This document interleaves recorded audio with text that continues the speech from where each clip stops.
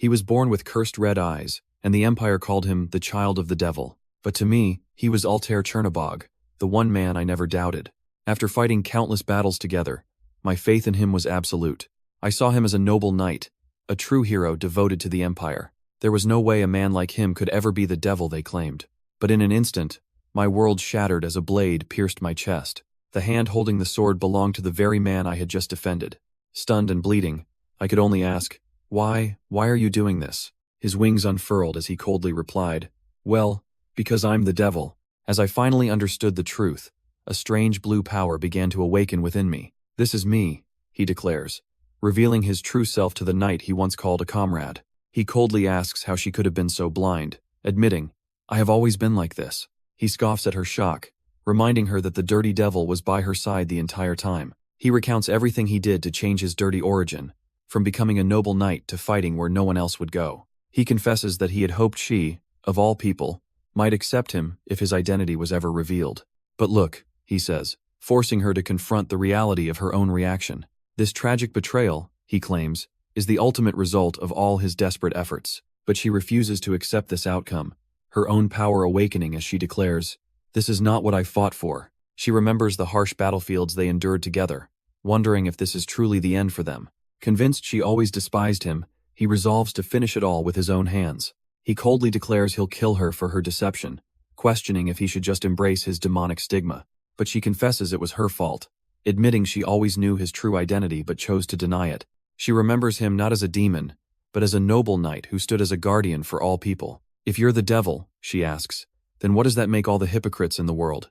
As his comrade, she tearfully confesses she only ever wanted to protect him from the world's judgment. He's taken aback by her words, his resolve faltering as he asks what she could possibly mean. With a blood-stained smile, she declares, Even if I had known, I would have loved you no differently. Her confession is met with a cold grip on his sword as he refuses to believe her promise of protection. She speaks of a next life, a time when perhaps things could be different for them, but he shatters her hope, vowing that even in another life, he will never accept her. His own name echoes like a curse as Altair collapses in agony. He holds her lifeless body, his demonic form a stark contrast to the woman he just lost. As she fades, he whispers his deepest regret. I shouldn't have met you. A memory flashes of another life, where he admits he would have chosen to be a devil if not for her. He reaches out, his own confession dying on his lips as he realizes it's too late. Her final thoughts drift, lamenting her death at the hands of the one she cared for most. Suddenly, she finds herself walking a long, lonely hall, believing she would have lived differently if she had known. She stops before a grand portrait, questioning where she is and what this place could be. The reflection reveals a dazzling ballroom, making her wonder, is it the afterlife? But she recognizes the scene as the seventh princess's birthday banquet, realizing she has returned to the past. She remembers this was the day they first met, a memory now burned into her soul. At a lavish banquet, everyone eagerly awaits the social debut of the young Count Esterote. But dark whispers fill the air, calling him the devil child because of his cursed red eyes. Despite the rumors, she's more curious about the legendary talent of the youngest swordmaster. Other nobles approach her, asking if she's also here to see the infamous Count. She scoffs at the gossip, but they insist she'll change her mind once she sees him in person. Because he is the center of attention, a figure who draws every eye in the room. As he passes, she suddenly calls out, Excuse me. Wait a minute. She looks into his crimson eyes, finally asking, Are you Ahin Esterat? And in that grand hall, under the golden chandelier, their tragic story begins anew. She watches him from afar, the infamous Count holding court without even trying. To her, it's unbelievable that a person spoken of in whispers could be real. With a trembling voice, she introduces herself. I am Altair of Chernobog. She boldly invites the legendary swordmaster to her family's training grounds, but she immediately messes up, confessing internally that she forgot her script because he's just so handsome. His presence is overwhelming, like facing a demon fabled for enchanting women. She thinks that if a man like that smiled, it would feel like a sacred vow. When he begins to walk away, she impulsively calls out, Wait, just a moment. He turns back confused, finding her hiccuping in the background, completely frozen. She panics, realizing she can't even look at him.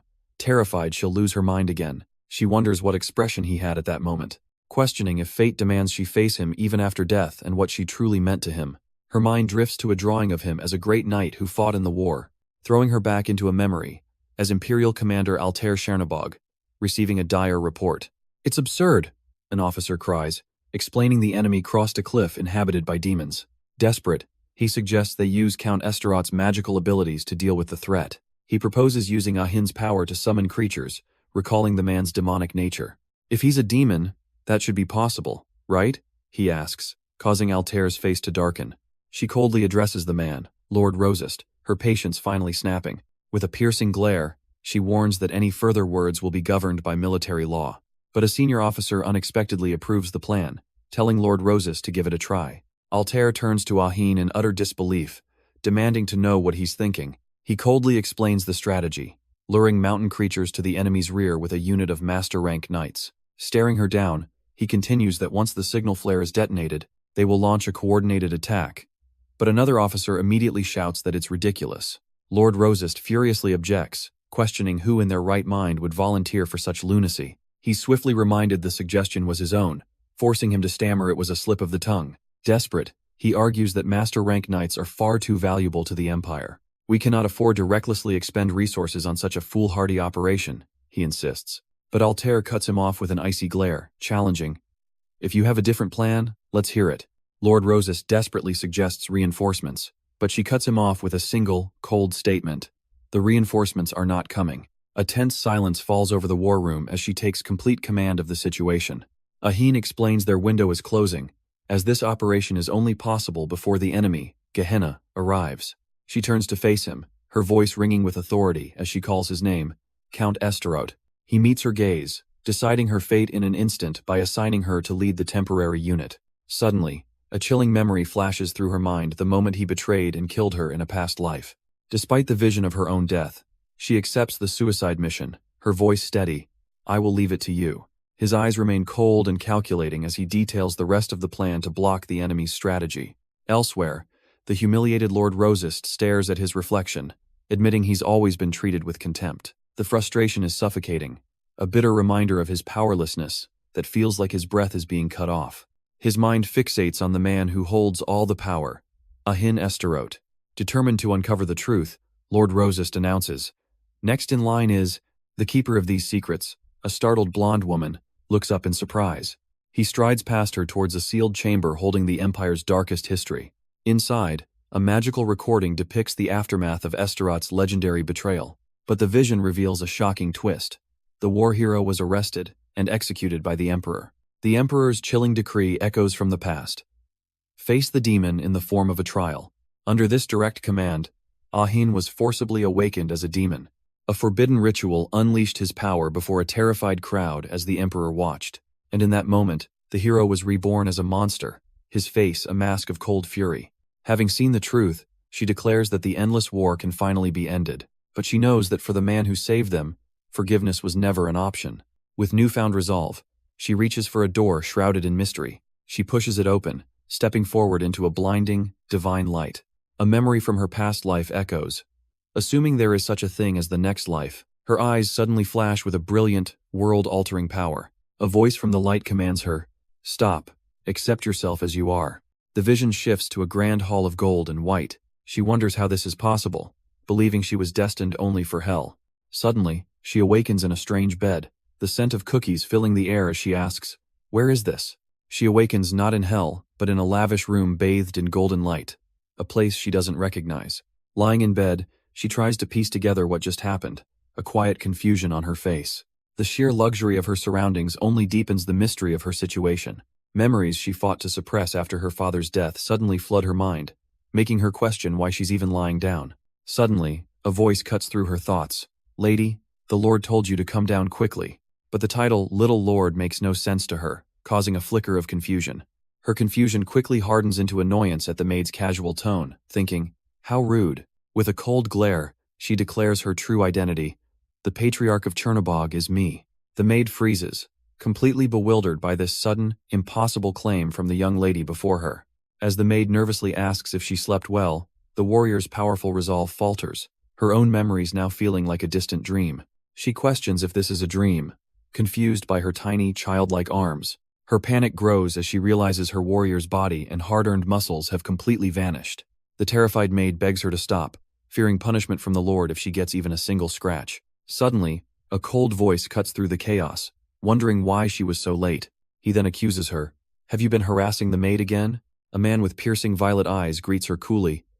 Good morning, Altair. This man is revealed to be Rowan Chernobog, her father, and the powerful head of the noble faction. She wonders if this is a hallucination, accidentally muttering the name of the man who betrayed her. Her father's gaze hardens instantly, demanding to know why she spoke that name. And then she remembers the bitter rivalry between her father and the Emperor's faithful dog, Esterat. She recalls how she once thought their families could reconcile, but that hope was a lie. In the end, Ahin hated her enough to kill her, a memory that surfaces as her father demands she answer him. Thinking fast, she offers a weak excuse, claiming, Ahin Esterat appeared in my dream. His shocked reaction confirms her fatal error. She's in a time before she should have ever known his name. She remembers that before his debut, Ahin's name was a secret, completely hidden from high society. His own father, who loathed his existence, had kept the boy locked away from the world. Realizing her slip-up, she thinks, oh dear, knowing the young Altair shouldn't know he exists. Her father sneers at the name, calling the rumored illegitimate child a nightmare devil. He suddenly rushes forward and sweeps her into his arms, telling her not to worry. Holding her tight, he vows with a chilling gaze, I will make sure that child never appears in your dreams again. Trapped in her father's protective embrace, she thinks to herself how truly stubborn he is. He quickly changes the subject, reminding her, we're going to be late for snacks. The unfamiliar affection continues as he tells her he's ordered only her favorite foods. Later, they sit for tea in the vast, beautiful garden of the duchy. She takes a sip, surprised to find the peaceful moment is actually quite delightful. The warm, sweet taste makes her wonder if she ever had such a harmonious memory in her past life. Her father suddenly breaks the silence, asking if she liked the gift he sent. With no memory of it, she fumbles for an answer, saying she likes anything from him. He looks crestfallen, revealing she hasn't even opened the doll and dress he gave her. She quickly puts on a bright smile, insisting, I like everything that father gave me. Her father's gentle expression softens, a rare moment of warmth between them. Thank you, Altair, he says, touched by her presence. She muses on how quickly a child grows without their parents ever realizing. He closes his eyes, admitting he can finally feel that truth in her expression. To break the silence, she compliments his beautiful eyes, leaving him utterly confused. Flustered, she pivots, asking about the current state of the immigrants. His face hardens as he dismisses them as nothing more than trivial pagans, but she presses on, suggesting a special military power to counter their attacks. She describes a mobile frontline force with knowledge far beyond her years. His warmth vanishes, replaced by cold suspicion as he demands, where did you hear such words? Altair flinches as her father questions her rigid, adult-like way of speaking. He immediately suspects the illegitimate child of Esterat is to blame, causing her to shout, wait a minute, it wasn't because of that. Panicked, she quickly invents a lie, claiming she was mimicking knights from a book she read. But when he asks for the title, she digs a deeper hole, insisting she burned it out of embarrassment. He easily pokes a hole in her story, asking why she'd mimic a book she disliked, leaving her sweating under his gaze. Internally, she screams, realizing she has no idea how a child is supposed to act after growing up alone. A tense silence hangs in the air, broken only by the clinking of fine china. Seeing her distress, her father finally relents, stating, if you put it that way, I won't probe any further. He then shifts the topic, his sharp eyes locking onto her as he asks about her request for a swordsmanship teacher. Her demeanor instantly brightens as she declares with shining eyes, yes, I really want to learn swordsmanship quickly. Her father presents a list of skilled knights, offering her the choice of a swordsmanship teacher. Altair scans the list, recognizing names from her past life like Chris Steiner and Lichten Rodner. But she immediately dismisses them, knowing their future failures and realizing their skills are completely inadequate for her true goal. Suddenly, a brilliant and dangerous idea sparks in her mind. She turns to her father with newfound resolve, ready to make an impossible request. I wish to learn swordsmanship from Count Esterat himself, she declares, shocking him to his core. Her father's face darkens instantly, his voice dripping with disbelief and rage. She reaffirms her choice with conviction, remembering the previous Count Esterat as a great man who died in her past life. But he shuts her down completely, forbidding it and accusing her of being captivated by that illegitimate child. As she desperately tries to explain, he cuts her off, giving her a cold ultimatum she cannot refuse. The air grows heavy with tension as her father glares, clearly displeased with her audacious request. Defeated, she clenches her fist and concedes, I understand. It will be as you say. But alone, she recalls the most talented student, knowing even he won't be a match for her now. A cold, calculating plan forms. If she breaks all the other candidates, her father will have no choice. Later, she slumps into her chair, exhausted by the sheer difficulty of convincing her own father. She stares at her small, soft hands, wondering how long she can maintain this childish facade. With no calluses from a lifetime of war, she knows she can't pretend to be ignorant forever. A spark ignites in her eyes as she realizes she must organize every event she remembers from the future. She immediately gets to work, meticulously writing down the secrets that will reshape the Empire's destiny. All the information from her past life, a weapon more powerful than any sword, is now being laid out. She meticulously records the future, a timeline of tragedies she is now desperate to prevent. Her father's death, the invasion of evil, and the devastating war that followed are the first events she must change. But the true catalyst for ruin was the man she once trusted, Ahin, unleashing his demonic power. She remembers his awakening, and the ultimate betrayal that shattered her entire world. Now, back in the past, she sees this second chance as an exquisite opportunity sent by an unknown force. It feels like a divine test, a challenge to see if she has the power to actually alter fate. And at the center of it all is the man who killed her, the one she can't stop thinking about, Ahin. A haunting memory echoes in her mind, his voice declaring, "This is your test." She knows Ahin was called a devil, a monster of unimaginable power, but something feels different this time. She now has a target, the seventh princess's celebration, the day she will confront the man who shouldn't exist in high society. Ahin was always feared, the whispers calling him a devil because of his ominous red eyes. Even as a child, society branded him a monster, leaving just 5 years until his tragic fate. But now, Altair knows the truth. At 12, she realizes he's only 10, giving her a chance for improvement. And she remembers a strange rumor that everyone who met Ahin was utterly fascinated by him. Is it because he's the devil? She wonders, a cold determination hardening her gaze. She believes that if she can reach him before his debut, she might be able to help him control his abilities. With a new resolve, she decides she must meet him first, no matter the cost. She knows his demonic nature must be subdued, a lonely power that isolates him from the world. Suddenly, a brilliant idea strikes her. Learning swordsmanship from the Earl of Esterote would grant her access to Ahin. Her plan is set, a path illuminated by a power that can rewrite the future itself. But as Altair finalizes her plan, she remembers one more critical detail, a devastating truth from her past life. Her father's death is only 1 year away. A painful memory surfaces of her standing utterly alone at his funeral, surrounded by shadows. The official report called it an accidental death, a convenient lie she never once believed. Even as a child, her heart screamed in agony, knowing it was anything but a simple accident. In the aftermath, as the sole successor, she was swarmed by vultures trying to tear her family's legacy apart. To survive, she clawed her way up the ranks, forging herself into a powerful knight. But her struggle for power cost her precious time, leaving the mystery of her father's death unsolved. Now, back in the past with him still alive, she clutches her chest, overcome with a new, burning resolve. "I'm not going to waste this opportunity," she vows, a silent promise to rewrite their tragic fate. With a new fire in her eyes, she declares her intent to change the future and avoid her past regrets. The next morning at the Duke of Chernobog's estate, her plan begins. Her training starts with a piercing cry that echoes across the grounds. On the training ground, she's immediately berated for her clumsy form. "If you use your sword in such a mess," her instructor warns, "you'll be the first to die in combat." He physically corrects her awful posture, forcing her to focus despite her frustration. But the instructor is left completely bewildered, wondering how a simple child's lesson could be this difficult. Suddenly, with a powerful shout, she unleashes a strike infused with a strange, glowing energy. The raw force of her attack shocks the onlookers as her teacher screams for her to pull herself together.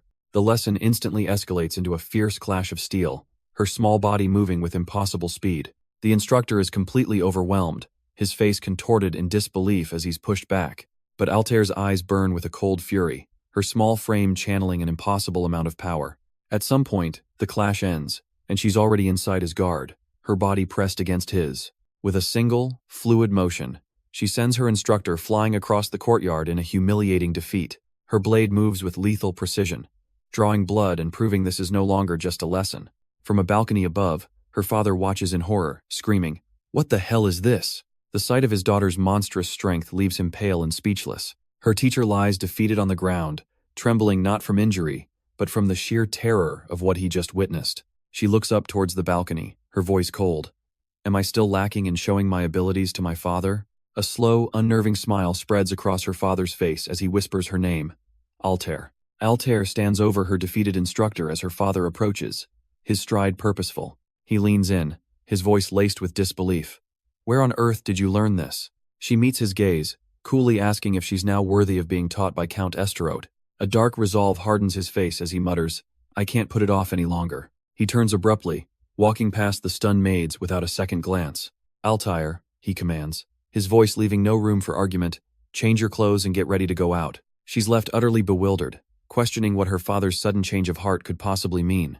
As they walk, she realizes she deliberately held back, yet the outcome was still this overwhelming. Her father's grim determination is a stark contrast to her own lingering confusion. Their journey leads them to the gates of a magnificent, sprawling estate, the very place she longed to be. Their carriage finally arrives at the magnificent Estrade estate, a place of immense power and influence. The household guards immediately snap to attention, announcing the arrival of their esteemed guests. As the carriage door swings open, the air grows thick with anticipation. Duke Chernobog emerges, his expression as cold and unyielding as stone. He leads his young daughter Altair toward the entrance, each step heavy with purpose. A man in dark formal wear greets them. Have you arrived, His Excellency, the Duke of Chernobog? The host, Count Esterode, regards them with weary eyes, a deep sorrow etched into his features. The Duke's greeting is laced with ice. It seems fate forces us to meet again, Count Esterode. Despite the hostility, the Count calmly gestures them forward, asking if they will eat first.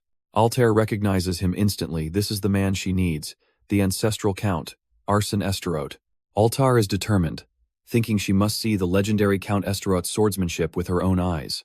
As the Count leads the way, completely unaware of the regressed girl watching his every move, her gaze is sharp, filled with the knowledge of a future he can't possibly imagine. I'm so glad I went back in time, she thinks, knowing this single meeting changes everything. Meanwhile, the tension between the two fathers is palpable, with Duke Chernobog barely containing his disdain. Despite the hostility, Count Esterode formally invites them into the heart of his mansion.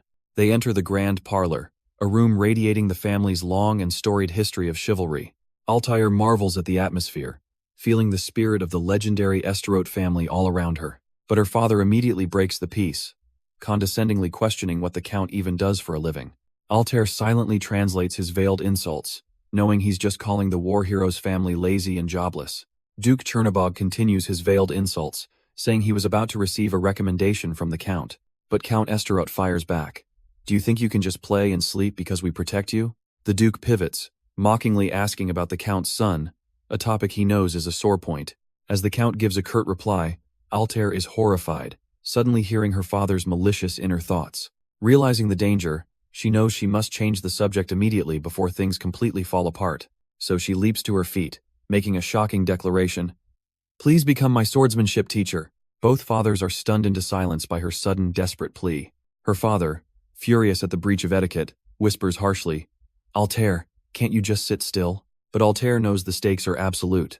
Failure means their families become permanent enemies, severing all ties. With unwavering resolve, she declares she'll accept any punishment, but begs him to honor this one request. Please, trust me, she begs her furious father.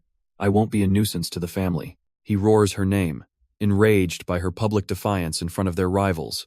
But Count Esterode calmly cuts in, asking for an explanation with a curious gaze. As her father seethes, Altair's eyes begin to glow with a hidden, otherworldly power. Defeated, her father finally relents with a sigh, and she beams with triumphant relief. Wasting no time, she turns to the Count, declaring, Then I shall show you right away. The Count's expression shifts, his interest now completely captured by this strange, determined child. In a flash of light, a sword materializes in her small hands, her entire demeanor changing instantly. She takes a perfect, battle-ready stance, formally asking him to take care of her. A slow, intrigued smirk spreads across the Count's face, realizing this is no ordinary girl. Count Esterode accepts a sword, noting the strangeness of a sparring request without any explanation. He draws the blade with a confident smirk, remarking, I like how it's not like Chernobog. The massive sword is presented, its size completely dwarfing the small child who dared to challenge him. But Altair simply beams, asking, Then, should we move to a different place? He agrees with a wry smile, knowing they can't possibly cross blades in a lavish reception room. She eagerly nods, yes, yes. While in the background, her exasperated father buries his face in his hands. In an instant, they arrive at the grand, empty training hall of the Esterode estate. A torrent of raw power immediately erupts between them, the air crackling with energy before the duel even begins. Onlooking knights are left completely stunned, one of them stammering, "I can't believe it." Their swords finally clash, shattering the illusion that the Count was merely dealing with a beginner in swordsmanship. Arsene is impressed by her flawless basics, demanding to know who her teacher was. He scoffs at the idea that her own father could have trained her to this impossible level, but with unwavering eyes, she gives an unbelievable answer. "I'm self-taught." He presses her for the truth, but she calmly confirms her impossible claim. Without another word, she explodes into action, lunging forward with blinding speed. A smirk crosses Arsene's face as he meets her charge, his own power flaring to life. The onlooking knights can only whisper in awe, calling her talent absolutely insane. Meanwhile, her father stands completely frozen, unable to process the terrifying power his daughter is unleashing. Their blades meet in a cataclysmic clash, shaking the very foundations of the training hall. And Rowan can only watch in horror, questioning what kind of monster his own daughter has become. Her power surges, leaving everyone to wonder how a child could be so impossibly strong. She clashes again with Arsene, their blades sparking with raw energy in a furious exchange. Nearby, her father Rowan can only watch with a look of pure, unadulterated shock.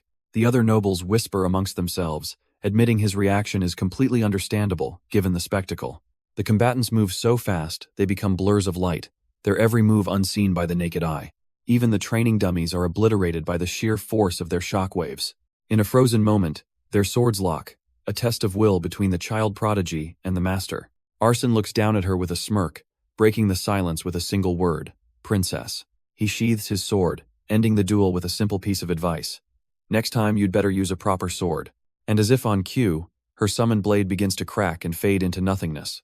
Arsene remarks that wielding such an aura is far too taxing for her small body. "What a shame," she cries, demanding another chance, but he simply declares, "That's all for today." He turns away with a mysterious, knowing smirk, leaving her hanging. She can only stare in utter confusion, wondering what he could possibly mean.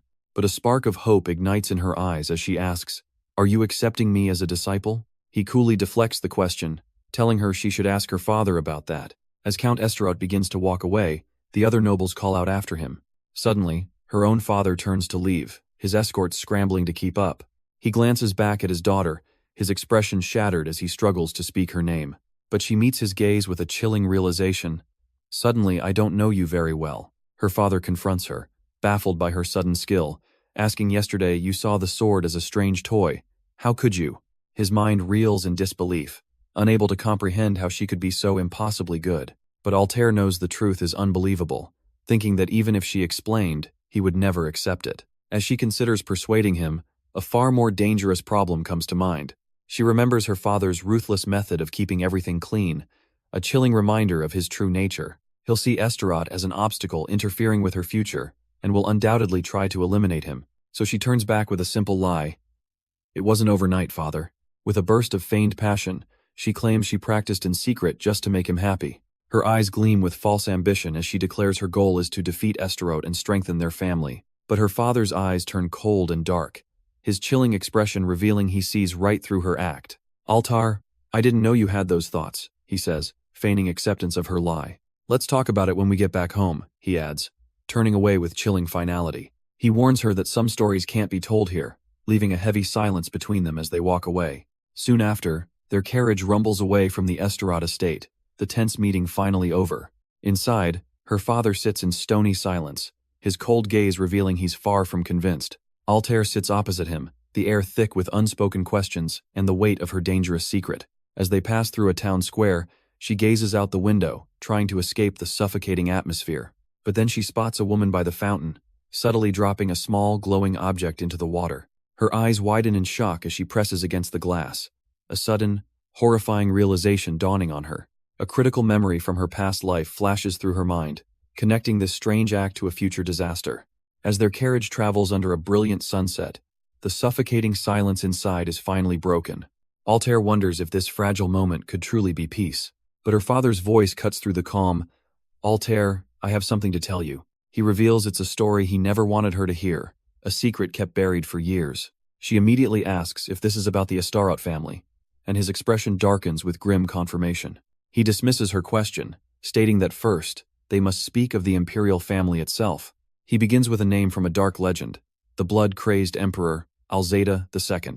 Altair's hands tremble as she recalls the horrific tales. The emperor who brutally cut down his own mother and wives?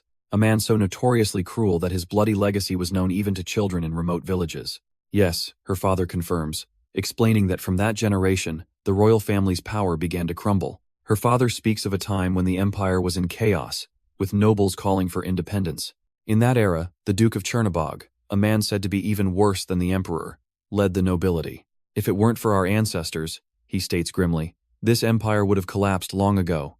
Altair listens intently, recalling how King Rapidan I was hailed as the wise monarch who saved them all. But her father explains that the nobles who remember the past tyranny still follow the Chernobog family. This deep-seated distrust festered even under the next ruler, Crown Prince Rapidan II. Rowan reveals his own belief that the imperial family was always playing tricks on their house. But wasn't the conflict resolved when you married mother? Altair asks, her voice filled with confusion. He admits they made great efforts to improve their relationship with the imperial family. But his voice trails off. His expression twists with a chilling intensity, revealing a hatred that never truly went away. Altair, with a steady gaze, urges her father to continue. It's all right, Dad.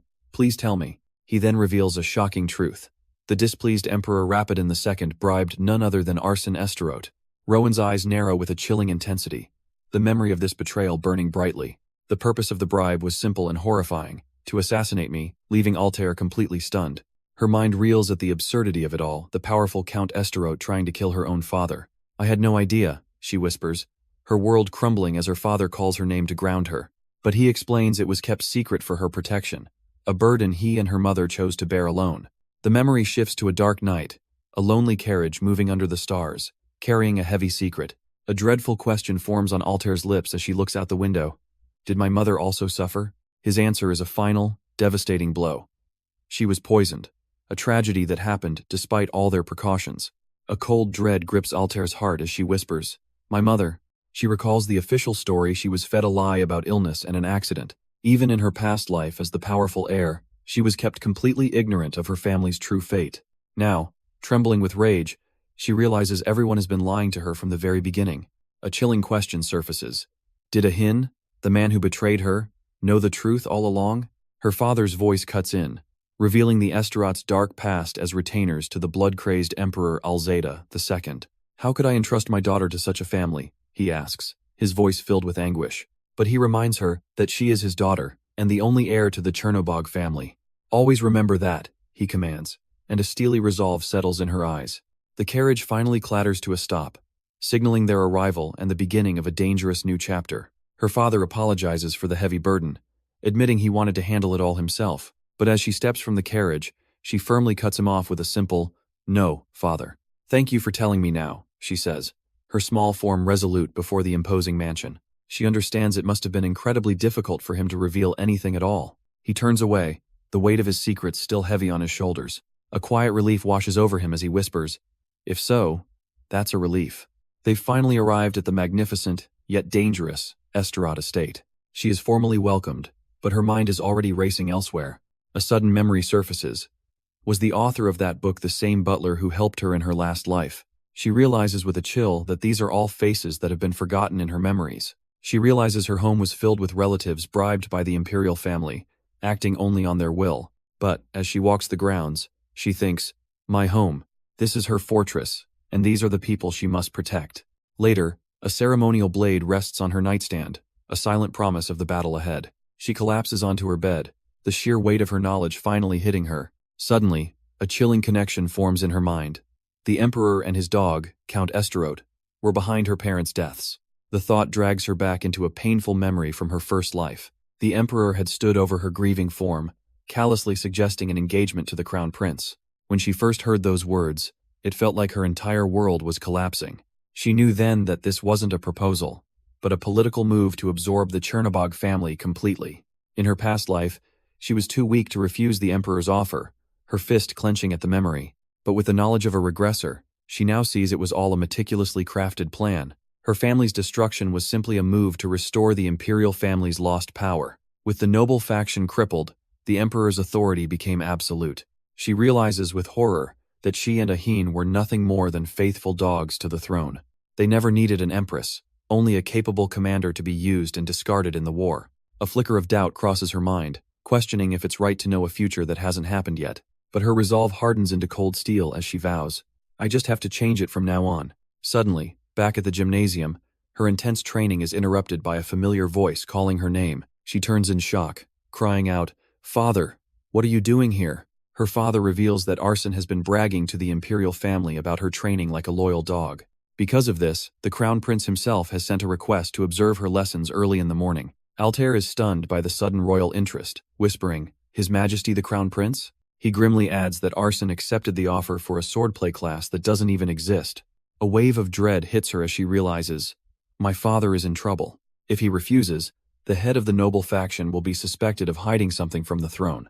It's a political checkmate, a situation he can only describe as incredibly bad luck. But while her father sees a trap, Altair's eyes light up. This is a heaven-sent opportunity for her. She inwardly cheers, finally getting the chance to learn from Count Esterode, her family's greatest enemy. This is all just one step towards her true goal, to secretly meet the locked-up Ahin. She remembers a promise from her past life, convinced that the neglected and innocent Ahin is not to blame for anything. Interrupting her father's concerns, she passionately declares, I'll go. Please let me go. She knows her father's assassination is only 6 months away, making this training absolutely essential for their survival. Her father sighs, admitting that for some reason, he expected her to choose this dangerous path. He promises to do everything possible to ensure her safe return, and she gratefully accepts his blessing. Still worried, he questions if she can truly face Arsene Esterode, the head of their rival family. But Altair's confidence is absolute as she asks, Do you think I will be defeated that easily? Seeing her unshakable resolve, a proud smirk finally crosses her father's face. He playfully remarks that she looks more likely to break a few of Arsene's ribs than to lose. With her father's full support, she promises to live up to his expectations as they head toward the enemy's den. Altair finally arrives at the imposing estate of Count Esterode, the heart of her family's rivals. Standing with her father before the assembled knights, she shows no fear. A man in a blue cape greets them. Are you here, Lady of Chernobog? I was waiting for you. She listens as he explains the head of the family is currently occupied with the crown prince. The vice captain, Sharon Emrace, reveals her training was arranged in just 2 days, a sign of her unexpected influence. When she asks for the count, she's told he's waiting for her at the training hall. As he guides her forward, she feels like she's walking into a dream she fought to make real. They soon reach a massive gymnasium, where the thunderous shouts of knights echo from within. The training is brutal and relentless, a raw display of the power she has come to conquer. Now, in her own armor, she listens to the sounds of battle, knowing she's not the only one here to fight. Princess Chernobog! She internally panics, seeing the man from her nightmares standing right before her. She recognizes him instantly as Arsene Esterode, a man she's only seen through fragmented memories. He is a respectable swordsman, the powerful head of the Esterode family. But more importantly, he is Ahin's father, and the sworn enemy of her own house. She forces herself to be patient, whispering internally that there's still time to kill him later. A sudden voice snaps her from her murderous thoughts, leaving her completely stunned. After a lifetime of memories and a desperate regression, they have finally met face to face. But her mind suddenly flashes to another man. Terran Le Crochet, her cruel master from a past life. She recalls his chilling command, Kurtba, illuminate your empire according to its promised glory. His cold, calculating gaze still haunts her, a ghost from a future she's fighting to prevent. The crown prince, Terran, thanks her for the formal greeting, finding it completely unexpected. He then teases her, But are you already calling me master? Leaving Altair utterly flustered. His expression shifts, warning that his father would be angry if he found out about their exchange. Altair freezes in panic, realizing her fatal mistake. This man is not yet the cruel emperor she remembers from the future. But instead of anger, the prince is simply impressed by her advanced knowledge, calling her amazing. He then calmly observes that her entire demeanor seems to have changed a lot. She plays it cool as he notes how much more precocious she's become. Suddenly, a new figure arrives, and the prince declares it's time to begin as Ahin Esterode steps forward. Ahin glances up at the prince watching from the balcony, a silent acknowledgement passing between them. With a determined gaze, he turns to her and says, Let's get started, Princess Chernobog. With unwavering resolve, Altair simply answers, Yes. Across the arena, Ahin raises his massive sword, his voice echoing a single command. Get ready. A silent tension builds as their auras flare, the two prodigies locking eyes before the battle begins. From the balcony, the crown prince casually gives the order to start, but his bored expression quickly shifts to one of keen interest as he watches the fight unfold. Their swords meet in a blinding flash of light, the sheer force of the impact shaking the entire Colosseum. Altair grits her teeth, her small frame somehow holding back the immense power of the devil's child. Sliding back from the blow, she lets out a confident laugh, completely unfazed by his strength. Ahin is stunned, questioning if her simple, direct sword movements are her only method. He finds her style fascinating, an honest sword with no tricks, yet it's more than enough to match him. He realizes her simple style is impossible to copy, without immense underlying skill. Where on earth did you get your strength, princess? He wonders, completely baffled by her power. She calmly considers if his power could be tamed, like a wild falcon. Realizing she's talking about him, he smirks. There's still a long way to go. Their blades collide once more, a brilliant flash of energy erupting from the impact. Confident she can win in 6 months, she watches as he unleashes a terrifying golden aura. Even with her past life's knowledge, she admits his skill is truly unbelievable. But she feels a surge of resentment, knowing her child's body is still too weak to defeat him. She grits her teeth, knowing her adult self would never be pushed around like this. As their powers meet in a final, explosive clash, he can only mutter one word: nonsense. The Crown Prince jolts from his seat, completely stunned by the power display he just witnessed. He desperately tries to rationalize her strength, concluding it must be from a contract with the devil.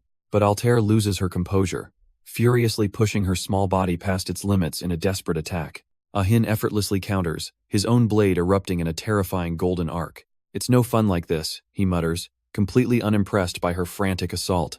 In a final gamble, she unleashes a powerful beam of pure energy straight at him, but he simply parries the blast, sending a wave of destructive force right back at her. A dark, oppressive aura suddenly surrounds her as he closes the distance in an instant. Before she can even react, his blade is at her throat as he coldly declares, "You lost."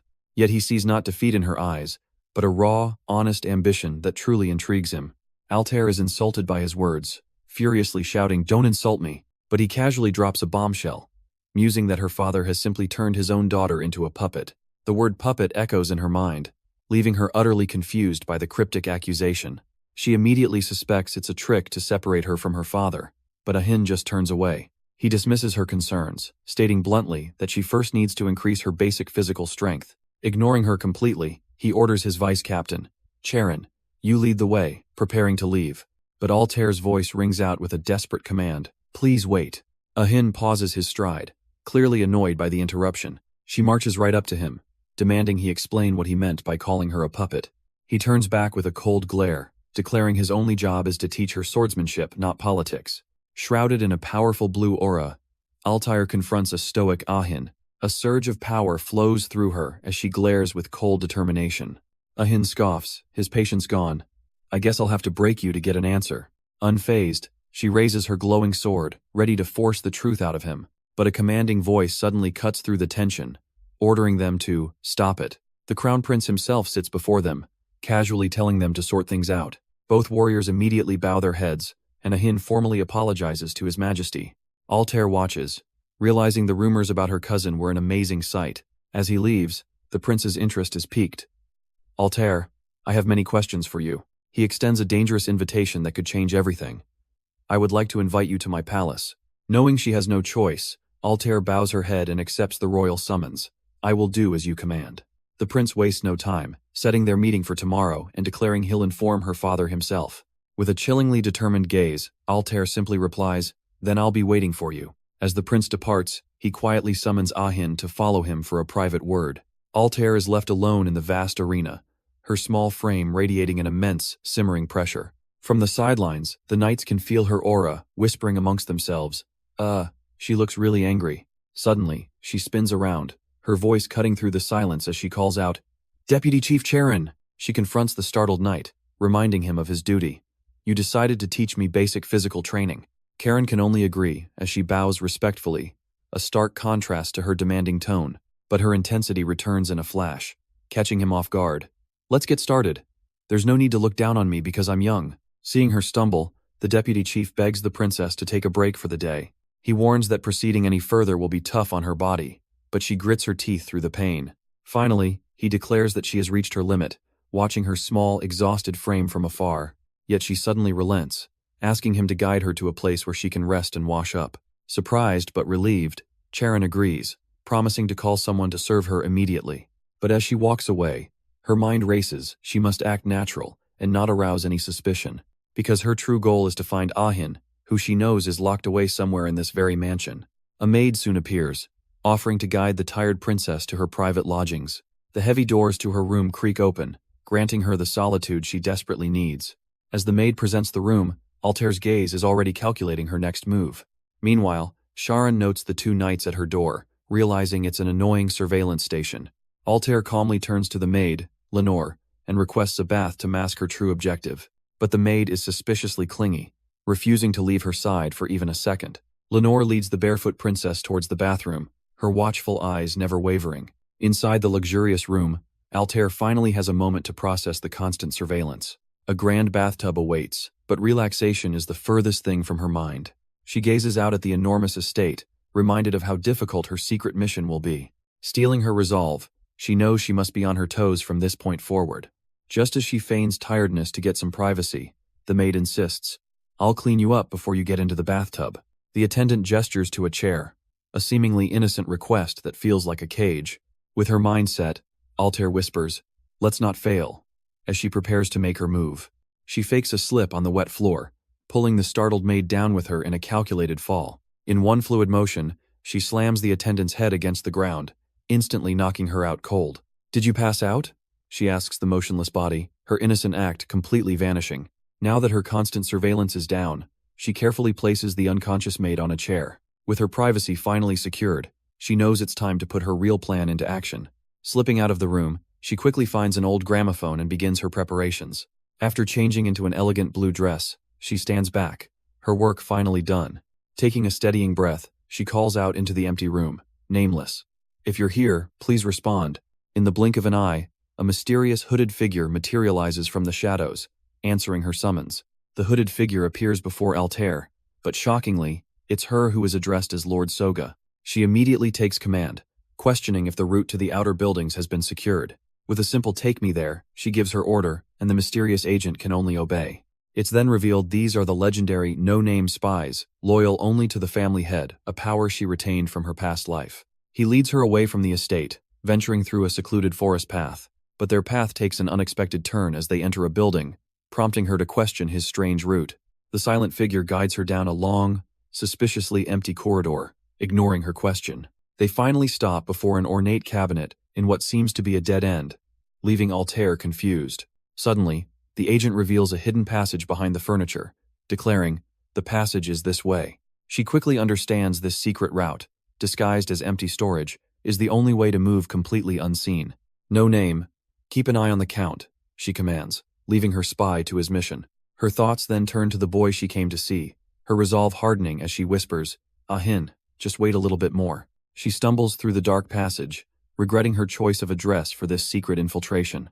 The path is treacherous, and she nearly loses her footing in the pitch-black corridor. Finally emerging from the shadows, she takes a moment to catch her breath, her mission far from over. But she steps out into a breathtakingly beautiful conservatory, a hidden sanctuary of light and glass. It's amazing, she thinks, realizing Ahin's father must care for him more than the rumors suggest. Her momentary awe is cut short, however, as her gaze lands on something completely unexpected within the garden. Her eyes widen in absolute shock, as the peaceful scene is shattered by a sight she could never have predicted. She spots a solitary figure amidst the blossoms, realizing she's not alone in this hidden sanctuary. It's a young boy with haunting red eyes, completely unaware of her presence. She freezes, her heart pounding as she recognizes the face of her fated enemy. That boy is definitely, she realizes, a storm of memories and emotions swirling within her. Ahin, a name that echoes with betrayal, yet he seems so deceptively innocent. Ahin Esterat. The name is a curse on her lips, a declaration of a war not yet fought. The sound of her voice shatters his peace, and he calls out his own name as if in a daze. He turns, his crimson eyes filled with pure confusion at the unexpected intrusion. Finally facing her, the boy who will one day kill her asks with childlike innocence, "What are you doing?" He demands to know her identity, his red eyes wide with alarm. Altair struggles to reconcile this timid child with the man who will one day destroy her. His cautious nature reminds her of a scared baby rabbit, a stark contrast to her dark memories. Sensing her intense stare, Ahin looks away and offers a quiet, almost sad apology. She formally introduces herself, her voice steady despite the storm inside. "I'm Altair Chernobog." Then, with a bright, disarming smile, She declares how glad she is to finally meet him. The name Chernobog sends a jolt through him as he realizes he's standing before a princess. Yes, you're right, she confirms, her gaze unwavering as she closes the distance between them. But his suspicion instantly flares, cutting through the pleasantries. What is your ulterior motive? She waves off his suspicion, admitting she actually tricked the Count to get here. With exaggerated frustration, she explains how hard it was to meet him. But Ahin's expression remains cold. Then you still don't know who I am, he states flatly, only for her to confidently reply, I do. He presses her. What do you know? But she simply smiles, holding a secret that could change everything. Her gaze turns sharp as she reveals the impossible truth. Ahin Estarot, I already know you're a demon. This, she explains, is her attempt to start their fated relationship on honest terms. Her words pierce his defenses, leaving the child of the devil completely speechless and shaken to his core. But his shock instantly turns to power, unleashing a blast that sends her reeling backwards with a scream. A sword appears in his hand as he issues a chilling command. Get ready. Though surprised by his violent reaction, Altair stands her ground, calmly accepting his deadly challenge. However, she sets a condition. If she wins, he must reveal his true motives. She recalls his past life's wish to be known, questioning why he's now so hostile. Say that after you win, princess. Ahin scoffs, his voice dripping with condescension. But with a disarming smile, she offers him the first move. A bold and unexpected gambit. Her confidence catches him off guard, making him question her for a brief moment. Really? He asks, a hint of intrigue in his voice. Then I won't decline, he roars, his demonic power surging as he prepares to strike. He moves in a flash, and Altair barely blocks the attack, the sheer force of the blow sending shockwaves through the air. Altair is terrified, questioning how such immense power could come from his small body, but she quickly realizes this is the power of the demon she always knew he was. Yet, he's no threat, for she remembers the legendary swordsmanship from her past life. She resolves to meet his attack head-on, blocking and countering immediately. With a flash of light, she lunges forward to fight him the way she always has. But in an instant, Ahin vanishes from her sight, moving at an impossible speed. No, no way, she cries out, completely losing track of his position. She frantically searches, wondering if he flew away, only to see him descending from above. But it's a feint. He's already behind her, his blade cold against her neck. She's paralyzed by the memory of the devil she felt in her past life, a power now radiating from the boy before her. He lunges from above with a furious strike, putting all his weight behind the blow, but she narrowly evades, her eyes sharp with focus as she analyzes his sudden aggression. Their blades collide with a deafening clang as she wonders why he's suddenly so excited. She concludes it must be because he feels threatened by her knowing his demonic secret. He, however, completely misreads her thoughts, wondering if she believes he's going to threaten her. As she scrambles to clear the misunderstanding, he grows even more agitated, growling, I can see you're thinking about something else. Then, take this too, he shouts, unleashing another relentless flurry of attacks. Their swords meet again in a blinding flash, the force of the impact shaking the very air around them. Yet, despite his fury, a look of genuine surprise crosses his face as he admits, that's a great skill. She sees the gaps in his form, realizing with cold certainty, I can reverse it. With a fierce battle cry, Altair lunges forward, turning the tables on him in an instant. Their swords meet in a blinding flash of power that sends a shockwave through the air, stunning Ahin completely. He can only stare in utter disbelief at the impossible strength radiating from this tiny girl. But then, a dark, menacing aura erupts from Ahin as he questions the source of her power. Altair is the one left stunned, asking him if he's already reached the legendary rank of Swordmaster. He seems genuinely confused by the question, muttering to himself, Swordmaster? Me? She internally panics, wondering what to do with this little devil who doesn't even realize his own monstrous potential. Suddenly, a memory of her desperate plea from a past life surfaces. You have to become a Swordmaster by the age of 13. This realization horrifies her, as she wonders if her actions have already sealed their tragic future once again. Altair gives him a grave warning. If you can't control that power and you hurt anyone, she insists he must learn to control his terrifying potential, a power he doesn't understand. When she asks about his swordsmanship teacher, he chillingly replies, no one. He confirms the impossible. He has no teacher, meaning his talent is entirely innate. Amazed, she asks if his skill is self-taught, but he suspiciously questions her motives. To his shock, she thoughtfully murmurs, I agree. But she clarifies her meaning, leaving Ahin utterly confused by her cryptic words. Pushed to his limit, Ahin explodes with a desperate shout, I am not the devil. His raw, emotional denial completely catches her off guard. This was not a development she predicted. Realizing the truth, she stares at the tormented boy and asks, "Do you still not know what you are? It's not like that. So just stay still," she commands, trying to get a closer look at the boy she must save. She gently lifts his chin, forcing him to meet her gaze as she asks, "Now, look, are you scared too?" His demonic red eyes seem to burn in the darkness as he questions her. Of my eyes? But seeing that gaze up close sends a jolt of panic through her, making her flinch away instinctively. The memory of the cold-blooded killer from her past life suddenly overlaps with the innocent boy standing before her. She desperately tries to regain her composure, reminding herself that this Ahin is still just a 10-year-old child. The boy, however, notices her fear, his expression turning from confusion to hurt. "You are not scary," she insists, but he immediately challenges her. "Then why can't you look me straight in the eye?" Caught by his sharp perception, she's left completely speechless, unable to explain the terror from a future he doesn't know. Finally, she blurts out the only truth she can offer, an answer that leaves him utterly stunned. "Because you're so beautiful." Altair panics, realizing she just confessed her thoughts out loud, while a baffled Ahin just stares. The sheer cringe of her own words sends her into a momentary mental shutdown. She laments that she's already ruining this life by falling for his devilish eyes all over again. Suddenly, a vision of the past floods her mind, showing an older Ahin at a grand ball. She remembers watching him from afar, realizing it's all happening just like before. In this memory, the older Ahin walks with a heavy burden, ignoring the festivities around him. He desperately thinks to himself that he can't seem pathetic, even after returning. The vision twists into a nightmare of her chained to a demonic Ahin, fated to be bound to him. Snapping back to reality, an awkward silence hangs between the two children in the garden. She grabs him, trying to play it off, but he shoves her away, shouting, "I told you! I am human!" He tries to push her away, insisting only the weak are afraid, but his flustered expression betrays him. "Ain, please show your face," she begs, desperate to see the man she's known for 2 lifetimes. He turns away, his voice quiet and heavy. "You won't know." But she smiles softly, confessing how long she's been waiting for this very moment.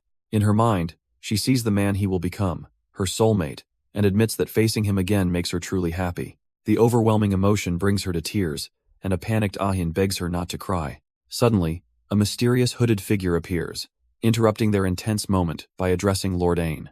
Wiping away her tears, Altair's demeanor shifts instantly, demanding, "What is it this time?" The spy ignores Ahin, telling Altair directly that she should head back now. The conversation between the Count and the Crown Prince is over, the spy reports, leaving Ahin to wonder just who this person is. As she turns to leave, Altair notices his body is trembling. She looks back at him, softly calling his name, Ain. He asks why she's suddenly going, but she knows this is exactly what should happen. "I'll be back soon," she says with a disarming smile, waving goodbye. But before she goes, she reaches out, linking their fingers, and asking him to promise her something. Ahin is left completely speechless, his mind reeling from her sudden intensity. He can only think of her beautiful blue eyes and hair like sunlight, a girl older than him. A deep blush finally spreads across his face as he stammers, "Ah, I get you." But as Altair turns away, her expression hardens, reminding herself that her knowledge of auras must remain a secret. "Ah yes," she adds with sudden realization. "My coming today is a secret as well." A flustered Ahin stammers, "What? I don't have to tell anyone?"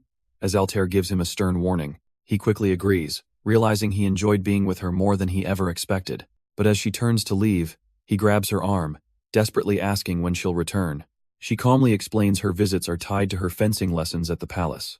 With the Crown Prince monitoring her, she thinks aloud, trying to figure out when she can come back. Claiming she's too busy, she quickly turns to flee, promising to give him the details later. With a final wave, she tells him, "Take care of yourself until we meet again." He stands frozen, watching her disappear, while a powerful figure's presence is suddenly felt nearby.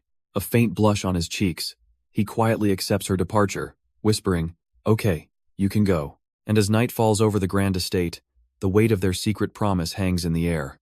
Altair sits with cold fury, demanding an apology for a simple mistake in the bathroom. A terrified maid stammers her apologies as Altair coldly asks, "Don't you have to focus?" She gives a chilling warning that while she'll ignore this first mistake, future errors will not be tolerated. Her lecture is cut short when she's told her father is looking for her, providing a perfect exit. "Hurry up," she commands, sweeping out of the room with an air of calculated urgency. But as she walks the halls, her thoughts turn inward, knowing only the final gate of her plan remains. An escort reveals the Crown Prince wants to observe more lessons, adding another layer of royal scrutiny. Elsewhere, Arsene Esterote learns the Emperor himself plans to visit, and he grimly asks, when? Now in his office, Altair receives the answer directly from him. The visit is in just 2 days. With a steely gaze, she quietly accepts the timeline, her mind already preparing for the confrontation. Altair stands firm, promising to overcome her shortcomings in their next encounter. But Arsene Esterote cuts through her resolve with a single question. With this broken sword? A wave of shock paralyzes her as she wonders how he could possibly know. She clutches the hilt, realizing he saw the truth just by glancing at the sheath. He calmly suggests she could just lie, blaming it on a simple training accident. After all, he muses, it's perfectly normal for a sword to break during a fight. Then he leans in with a piercing gaze, asking if it happened when she trained with him. He criticizes her father for not providing a better weapon, but she snaps that she never asked for one. Arsene lectures her that a sword is more important than life, a lesson her father should have taught her. Enraged, she explodes, shouting, I won't allow you to insult my father. Altair is left utterly bewildered by his sudden change in demeanor. Arsene smirks, delivering a shocking command. From now on, call me my lord. Stunned into silence, she can only mutter huh before telling him to get out. She storms out, yelling that she was already leaving before his absurd request. Marching down the hall, she leaves the head of the Esterote family behind. As the door slams shut, Arsene is left alone in his grand office. A small, amused smile plays on his lips as he reflects on her fiery spirit. Sometime later, a carriage arrives at the Chernobog estate where her father is waiting. Forgetting all the tension, Altair runs towards him with a joyful shout of "Father!" He catches her in a warm embrace, relieved that his daughter has returned safely. No, she whispers, shaking her head as her father expresses his relief that she's safe. He then pulls back with a warm smile, announcing, Ah, that's right, I have a gift for you. With a kind look, he gives the order to bring it forward. A maid presents a long, ornate box, and Altair stares, wondering what could possibly be inside. Her mind races with possibilities, her heart pounding as she thinks, is it a sword? The packaging is so exquisite, she knows the weapon inside must be absolutely stunning as she eagerly opens it. A brilliant light explodes from the case, leaving her completely breathless and wide-eyed. Her father asks if she likes it, revealing he consulted an expert swordsman for advice. He explains that a long sword was specifically recommended to perfectly suit her unique combat style. Overwhelmed with gratitude, she holds the magnificent blade and stammers. The sword is so amazing. I'm so happy. Thank you, Dad, she exclaims, her joy radiating as she clutches her new sword. Her father watches her with a warm, proud smile, but this tender moment is quickly shattered. He reveals a letter arrived for her while she was away. Her curiosity immediately piqued. His expression darkens as he specifies the sender, the 7th princess, a name that carries a heavy weight. Altair freezes in shock as he delivers the ominous news, an invitation to the imperial salon. As she walks away, her father warns her that her highness is notoriously short-tempered. He gently stops her, offering a piece of crucial advice for the political minefield ahead. You don't have to answer if you don't want to, he says, reminding her of her own power. Later, the two sit in a tense silence at a grand dining table, the mood having shifted completely.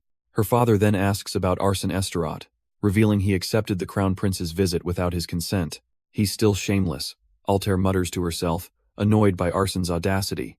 The two sit through a tense, silent meal, the air thick with unspoken questions. Sensing his unease, she finally asks, Father, is there something else you want to ask? His gaze sharpens, a single intense eye revealing the depth of his concern. He then confronts her directly. After the duel, I heard that you privately met Arsene. She tries to brush it off, claiming she just threw a few sarcastic remarks his way as usual. But her father isn't concerned about swordsmanship, telling her not to worry about that. He then drops the real question that sends a chill down her spine. Why did you visit the illegitimate son in the tower?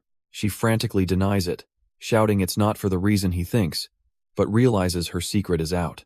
Her father's expression darkens as he explains, that's how everyone who's trapped in the devil's magic denied their accusations. Her father recalls the day it all began, when his daughter suddenly woke up uttering Ahin Esterote's name. Soon after, she developed impossible swordsmanship skills, and her entire personality shifted into someone unrecognizable. Then, she secretly sought out Ahin Esterote, the one person she was forbidden to meet. She understands his fear.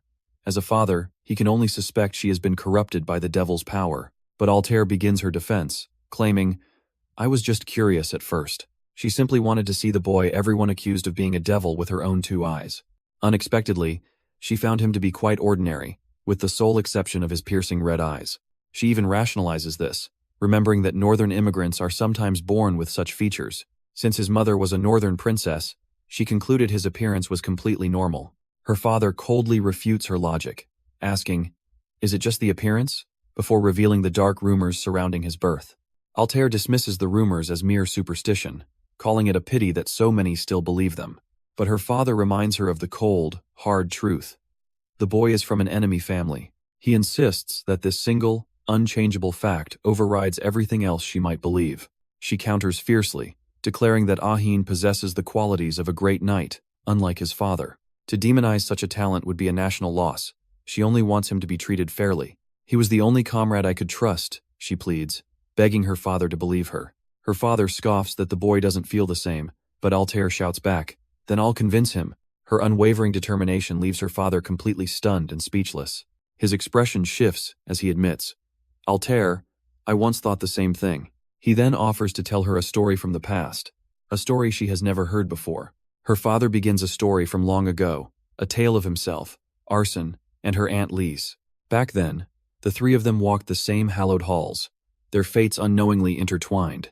They all attended the same academy, where a bitter rivalry between the two young men was already brewing. He reveals that Lise was deeply fond of Arsene, and he too had once hoped for a bond between them.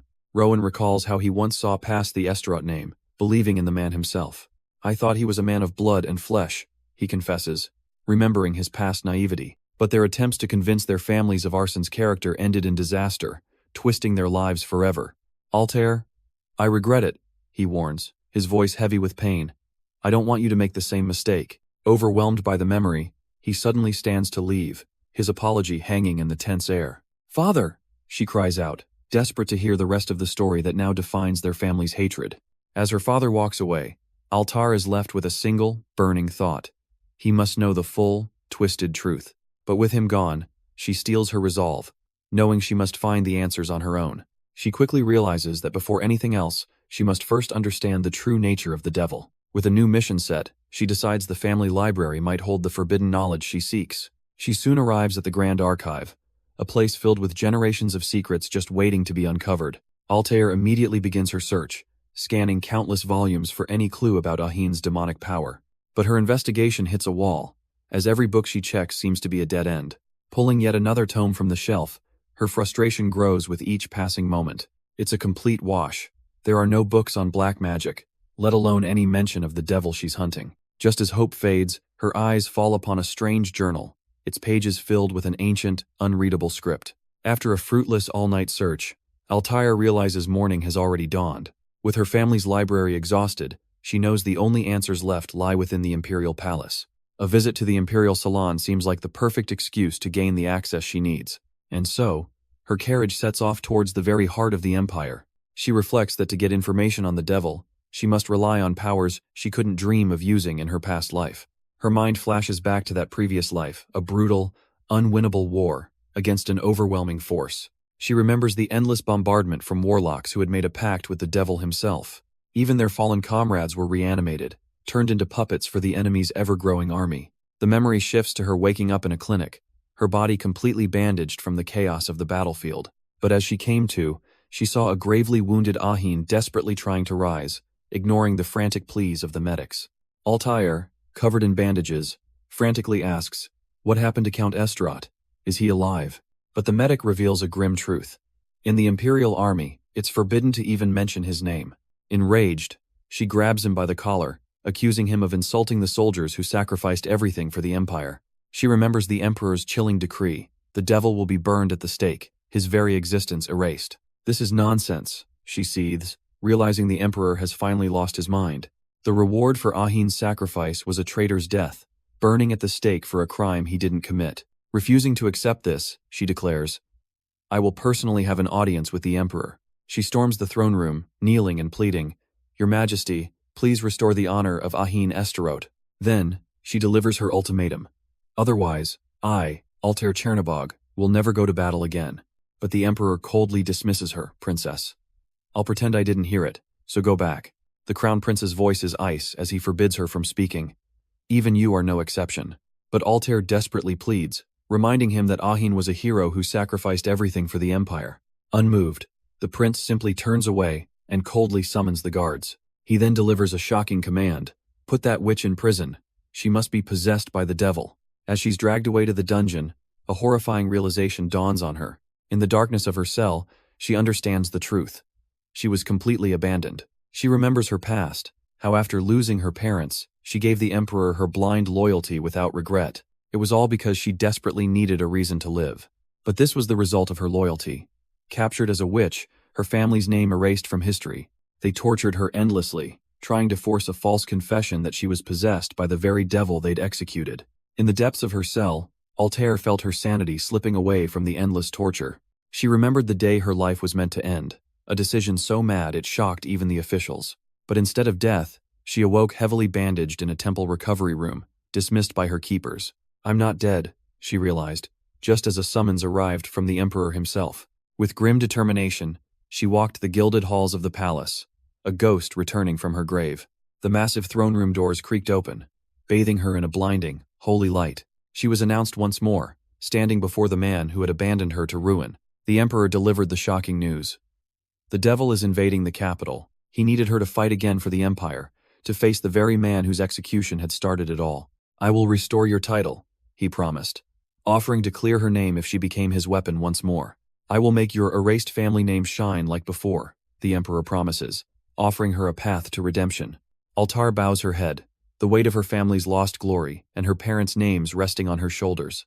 With cold determination in her eyes, she accepts her fate, declaring, I will participate in the war. But her mind flashes back to the royal family, remembering that, unlike the cruel crown prince, his sister was different. She recalls the seventh princess, Priscilla Lucretia, a beacon of kindness in the corrupt palace. While her loveliness charmed the nobles, the princess possessed a hidden strength that few ever saw.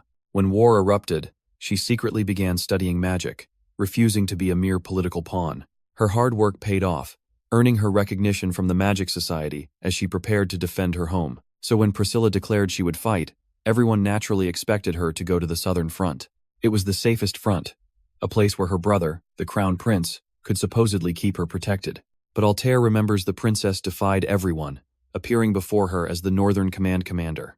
This is Priscilla Lucretia, she declared. I hope to transfer to the magic unit. Stunned, Altair demanded to know if the emperor was aware, but the princess insisted he didn't know. Altair was torn, realizing she couldn't disobey the princess's words and muttering, Are you serious? With a heavy sigh, she finally relented, earning a heartfelt thank you from the determined royal. But against all expectations, Priscilla performed brilliantly on the northern front, unleashing her hidden power. Her massive magic circles illuminated the battlefield, a beacon against the encroaching darkness. On that frozen wasteland, she earned a new title, the Silver Wizard. Even Altair watched in awe as the princess became their symbol of victory and a living hope for the troops. And when the war ended, the following spring brought with it a proposal. Altair listens as Priscilla proposes a new magic, Umbrella, specialized for defending against black magic. The princess argues it's their only chance against the demonic contractors, declaring with absolute certainty, I can stop it. But Altair hesitates, knowing the warlock has already pushed them to the brink. She slams her hand down, rejecting the untested and highly dangerous plan. I'm against it. Priscilla pleads desperately, her conviction unwavering as she insists there is still hope if they can just stop the enemy's assault. Worn down by her fierce determination, Altair finally relents, earning a grateful thank you from the princess. And so, unable to break Priscilla's will, they took to the desolate, frozen battlefield.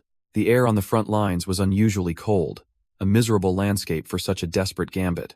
As Priscilla began casting Umbrella, her entire body was suddenly engulfed in brilliant, roaring blue flames. Altair could only watch in absolute shock as the princess's power erupted in a way no one could have ever predicted. Altair screams in horror, Princess, as the battlefield is stained red. And just like that, the life of Priscilla Lucretia, the seventh princess, was tragically cut short. A desperate wish echoes through the chaos. If only I could turn back time. Suddenly, the world shifts, the sounds of war replaced by the gentle rocking of a carriage. Altair, now a child again, realizes her impossible prayer was answered. She remembers the princess who spread hope even in the darkest days of war. But she pushes the grief aside, focusing on what's important now in this second chance. Her first mission, survive the crown prince's interrogation and find answers in the imperial library. As her carriage pulls to a stop, her resolve hardens. She will save her, she will save Priscilla. The crown prince watches her with cold amusement, warning her not to stare so intensely. But his sister, Princess Priscilla, is simply thrilled, exclaiming how curious she's been since it's been so long. Altar stands before them, remembering just how long it's been since she saw the princess alive. She offers a perfect, formal greeting to both the crown prince and the seventh princess. "You're not giving a knight's salute today, are you?" the prince asks, immediately sensing something is different. Altair calmly replies that this is a salon, a place for nobles, not soldiers. The innocent princess pats the seat beside her, excitedly telling her cousin to sit right next to her. Altair awkwardly takes a seat, her forced laugh betraying her inner turmoil. Sipping his tea, the prince notes her strange behavior. "Lately, you've been showing me a strange side." With cold resolve, she declares she is Chernobog's successor and that it's time for her to graduate. The prince presses her. "You mean you graduated from being a kid to becoming a swordmaster?" He continues his interrogation, noting she's now Count Esterod's disciple, a man who doesn't accept just anyone. "You're so different," he observes, recalling how her sword amazed his cousin just 6 months ago. He concludes that the sword must have been the trigger for this unbelievable transformation. Altair trembles, desperately wishing they would just move on from this dangerous topic. The prince muses that she must have practiced hard for half a year to achieve this. But the innocent Princess Priscilla interrupts with a bright, cheerful smile, thinking it's all wonderful. She reminds them that Altair's dream was always to become a great knight, making Altair nearly choke on her tea. "That's why you became a swordmaster in half a year," she exclaims, a declaration so absurd Altair can't believe it. Finally, the prince relents, seeing her distress. "Okay, I get it for now. I won't ask any more." The prince pivots, recalling her incredible rise to swordmaster and her rivalry with the powerful Esterot family. He offers a strange solution to the unwanted attention, murmuring, "If you want, I can spread false rumors in the palace." But he has a different idea, a much more binding proposition he's about to reveal. His true request stuns her into silence. "I want you to be Priscilla's knight." It's an unbreakable vow, a lifetime of allegiance sworn to a single royal, his innocent younger sister. In exchange, he offers protection from a dangerous enemy, promising the dog's teeth will never point towards you. Altar instantly realizes he means the Esterot patriarch and questions if this protection extends beyond just her. He coldly dismisses her concern, stating the situation is too complex to even worry about her father. This political game, he admits, is an old one, and he is powerless against the will of his own father, the emperor. A chilling realization dawns on her this isn't about protection. It's a calculated move to separate her from her family's power.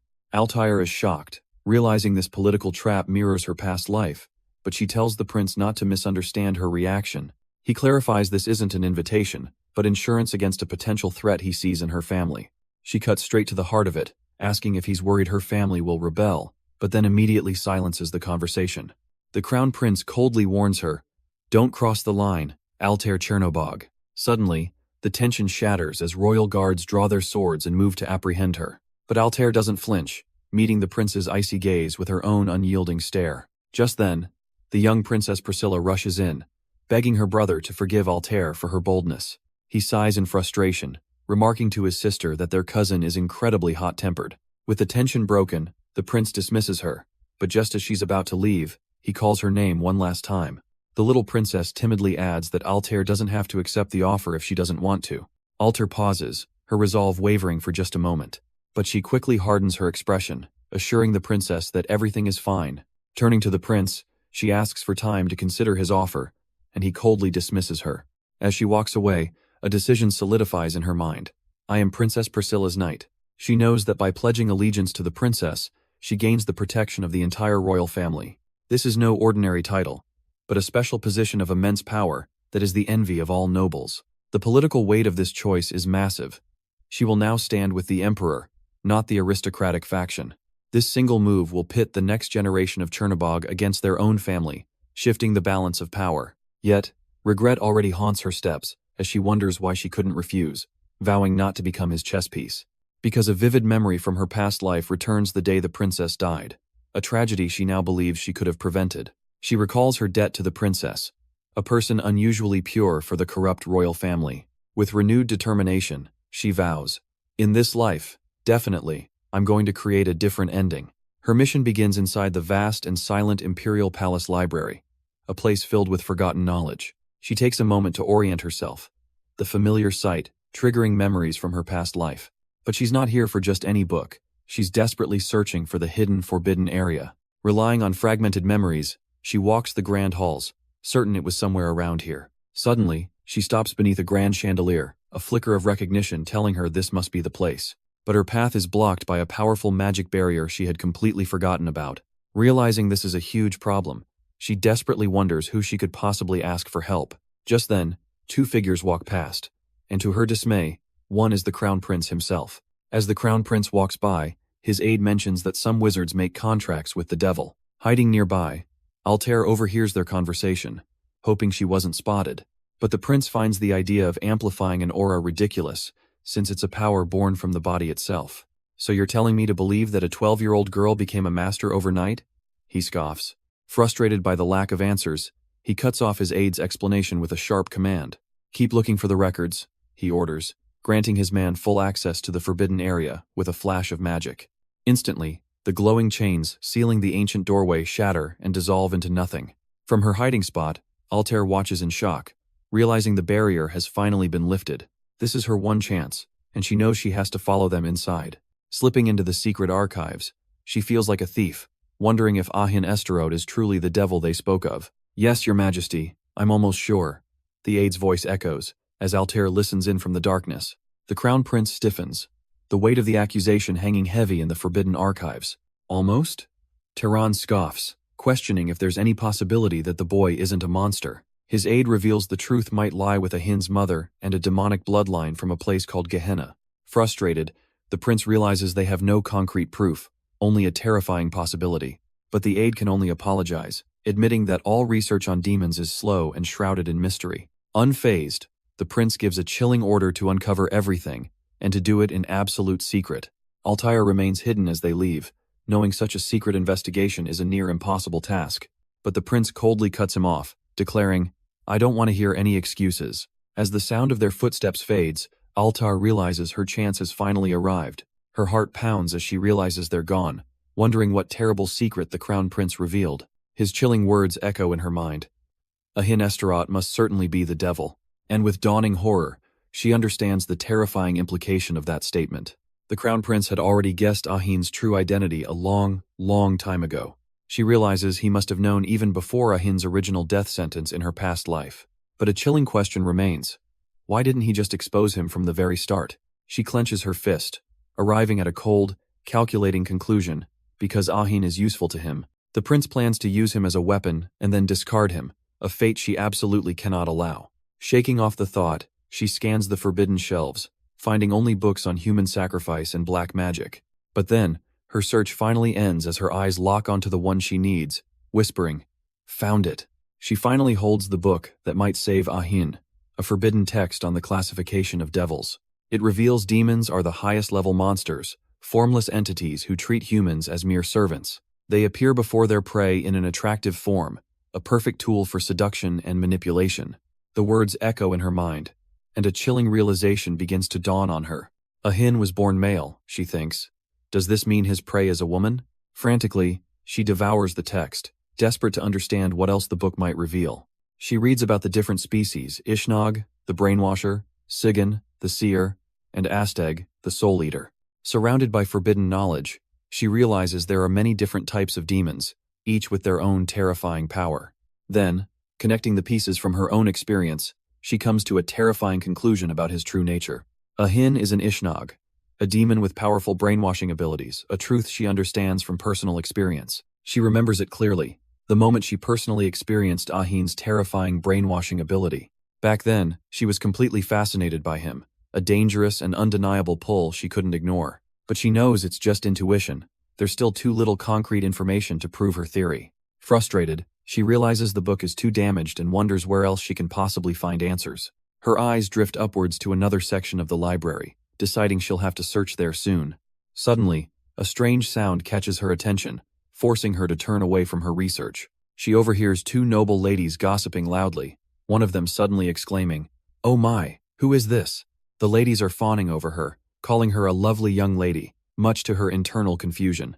They rush forward, grabbing her arms and gushing over how cute and nervous she looks holding the book. But their strange expressions make her look down, only to realize she's in a forbidden area, holding a scandalous romance novel. Confused by the lady's reaction, Altair examines the book, wondering what could possibly be wrong with it. Her eyes widen in shock at the scandalous title, The Secret Story of the Duke and the Stable Keeper.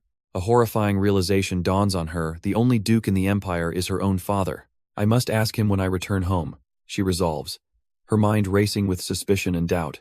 Later, she finds herself at a tense family dinner, the clatter of silverware filling the heavy silence. Dressed for the occasion, she sits quietly, waiting for the perfect moment to bring up her discovery. Across the table, her father Rowan sips his wine, his expression as unreadable and cold as ice. Finally, she gathers her courage and looks him straight in the eye, breaking the suffocating tension. "Father, there is something I wish to discuss," she begins, and he simply asks, "What is it?" She then drops the political bombshell. The crown prince has asked her to become the knight for the 7th princess.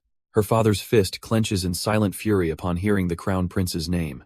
"And how did he bring it up?" he asks, his voice dangerously low. Altair explains the prince promised the Burning Eye would not harm her as long as she served as the princess's knight. But her father scoffs at the empty words of a prince who isn't even crowned, finding the promise completely unsatisfactory. "I have no intention of entrusting my life to someone else," she declares, admitting she doesn't trust the prince's words either. He commands her to refuse the preposterous offer, and she seemingly agrees, saying, "Yes, I'll do that." But just as the tension breaks, she looks up with a serious expression. "I have something else to tell you." His attention is immediately captured as she reveals she visited the Imperial Library today. "There," she continues, "she borrowed a book directly related to their ducal family's hidden past." A flicker of curiosity crosses his face as he leans in, intrigued by what secrets his daughter could have possibly uncovered. Altair vaguely recalls the book's title, something about a duke and a stable keeper. "Is this the book mentioned?" her father asks, his gaze sharp and focused. He coldly dismisses the servants, demanding the glasses so he can inspect the text himself. But as he prepares to read, Altair senses a sudden, heavy shift in the atmosphere. Her father's eyes scan the forbidden pages, absorbing the long-buried family secret. The truth he finds inside is so horrifying it shatters his composure completely. "Is there a problem?" she asks, but is met with a chilling, unnerving silence. He realizes this dangerous knowledge must be hidden, wishing he could erase the borrowing record itself. Altair is left utterly bewildered, wondering what could possibly be so terrifying. Then, he abruptly changes the subject, declaring it's time for her to enter high society. He announces, "This weekend, I'm taking you to the salon of the Countess of Resin," leaving Altair completely stunned. Her father is confused by her shock, wondering why she isn't pleased by the sudden invitation. Panicking internally, she forces a smile and pretends to be excited about buying a new dress. But her father sees right through the act, quietly amused by his daughter's poor attempt at deception. He then reveals the true motive: for her to meet the well-mannered son of Count Resin, Edwin. The name Edwin Resin stops her cold, a faint memory from her past life struggling to surface. She remembers his face from before, the man who would one day succeed his father as the new Count Resin. In her previous life, he had joined the war, following the emperor to the relative safety of the southern front. A bitter memory surfaces of her own fate, having been sent alone to the desolate and deadly northern front. Trying to piece it all together, she can only recall one small detail from their youth. "I think he was quite talkative." Altair struggles with a bothersome memory of Edwin, unable to recall the details clearly. She quickly forces a smile, promising her father, "I'll do my best to get along with him." But her father's warm, understanding smile catches her completely off guard, leaving her speechless. She's stunned, thinking to herself that she's never seen him smile like that before. Yet beneath her compliance, she hides her true motive for the trip, a strange sense of guilt nagging at her. A few days later, the time for her outing finally arrives under a gray, rainy sky. A lone carriage makes its way down the wet, empty streets of the capital. The ornate Chernobog carriage continues its journey, cutting through the downpour. It finally pulls to a stop before an elegant dressmaker's shop. As the door chimes open, a voice from within asks, "Welcome. What kind of dress are you looking for?" Inside the shop, Altair makes a simple request to see the catalog. The shopkeeper seems surprised but hands over the book as Altair calmly confirms her intentions. She points to a specific blue dress, stating she'd like to try it on. But something is clearly off. "I'm sorry," the woman replies, "but you can't try that one right now." Unfazed, Altair changes her request to a jeweled dress in shades of green, her eyes holding a hidden meaning. A tense silence hangs in the air as the shopkeeper processes the strange, specific demand. Suddenly understanding, the woman's demeanor shifts as she says, "I happen to have one of those dresses." With a knowing look, she offers to lead Altair to the locker room, playing her part in the charade. But Altair's gaze reveals the truth. This was never about a dress, but a coded message from the moment she entered. Her request was a password, pointing to the third outfit from the right, and confirming their secret rendezvous. Inside a hidden room filled with priceless jewels, the true transaction begins. This isn't a simple boutique, but a front for an information guild dealing in secrets more valuable than gold. As the informant starts to explain the rules, Altair coldly cuts her off. No need to say it. I already know. She immediately demands to proceed with the transaction, wasting no time on pleasantries. The woman pauses, stunned by the young girl's absolute confidence and familiarity with their hidden world. Reluctantly, she presents a document, stating, "All right. Below is a guide to pricing. The prices listed are so astronomical they're designed to scare away newcomers, but Altair remains completely unfazed. Her eyes lock onto the highest tier of Intel ER grade, costing a staggering 1,200 gold. This is information on the Imperial family, a risk so high it's practically a death sentence to even ask for. But the informant adds a final warning. This intel is for domestic purposes only, and anything more will require a different ticket entirely." Altair calmly considers her options, knowing that for the most dangerous secrets, mere money isn't enough. With chilling intensity, she makes her first demand. Investigate the death of Lise Chernobog, with Arsen Esterote as the prime suspect. The informant notes the dangerous request without question, asking for the next target. Her next target is a young court wizard, a descendant of the infamous Tyran La Crèche, whose entire personal history she demands. The informant feels like she's dealing with the devil himself, but reminds Altair she can back out at any time. Just as the deal seems concluded, Altair stops her, revealing she has one more piece of business. Then she completely flips the script, declaring, "I'd like to sell you some ER-rated information." The stunned shopkeeper explains that selling such intel is possible, but its value depends entirely on its reliability.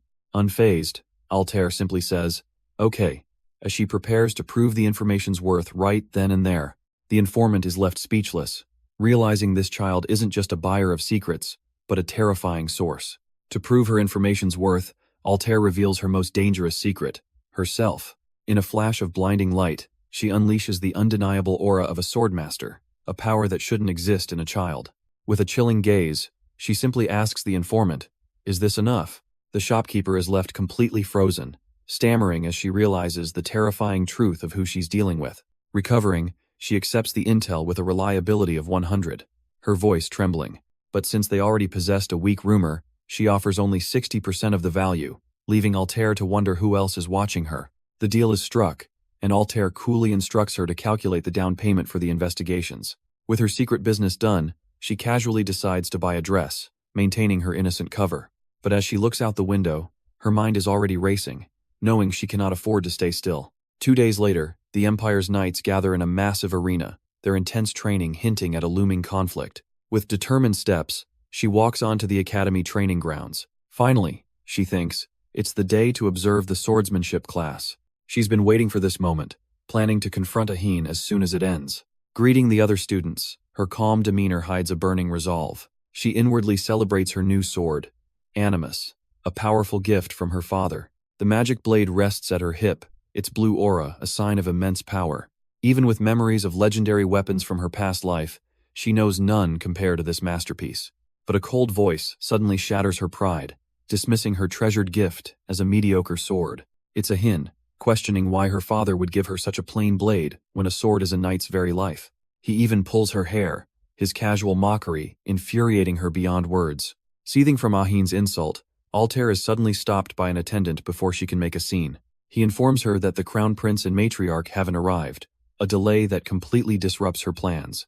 Though assured the duke will come, her patience is already gone as she demands to know how long the wait will be. But then a dangerous new idea strikes her. She can use this delay to find Aheen herself. Publicly agreeing to wait in the break room, she secretly begins plotting her real next move. A short time later, now changed into a red dress, she waits on a balcony, ready to set her plan in motion. "Cotton, answer the call," she whispers, activating a hidden asset with a simple code word. Instantly, a hooded spy appears from the shadows, addressing her by a name no one should know. "Did you call me, Lord Soga?" With cold resolve, she orders him to stand watch while she takes a secret passage to finally confront her rival. Her loyal agent simply agrees and vanishes, leaving her path clear for a fateful encounter. Finally, "I'll see you again," she thinks, her heart racing at the thought of meeting Aheen. Despite this being their second meeting, she's still incredibly nervous as she walks through the grand estate. She wonders what she should say, even considering sneaking up to surprise him. With a creak, she pushes open the heavy doors, stepping into the main hall. He must be somewhere here, she whispers, scanning the opulent corridor for any sign of him. Suddenly, she feels a presence emanating from behind a closed door, drawing her attention. As she gets closer, she overhears faint voices from within the room. From what she can hear, it sounds like there are two people inside. But the moment she peeks through the crack, her hopeful expression shatters into pure horror. Inside, she finds not a warm reunion, but a hin standing over a maid who is desperately begging for her life. A cold, murderous aura radiates from Ahin as he stares down at the terrified maid, who sobs on the floor, a knife lying beside her as she pleads for her life. Altair stands frozen in the doorway, her voice trembling as she calls his name in disbelief. He turns to face her, his red eyes completely devoid of emotion as he questions her presence. "Get out of here," he commands, dismissing her as if she's nothing more than an insect. The maid scrambles past her in a panic, but Altair doesn't even flinch, her eyes locked on the boy. A flicker of concern crosses her face as she realizes something is deeply wrong with him. She closes the distance, grabbing his arm and demanding to know what's wrong. But he coldly rebuffs her, sneering, "Why are you pretending to care now? Go away." Ignoring his venom, she looks at him with genuine worry, asking when he last ate. Ahin's expression darkens, a storm of anguish brewing behind his crimson eyes. "What are you going to do knowing that?" he asks, turning away with a bitter sneer. But Altair remains steadfast, her gaze fixed on the boy who seems to be spiraling out of control. Her mind flashes back to the scene she discovered. A messy room and a crying maid.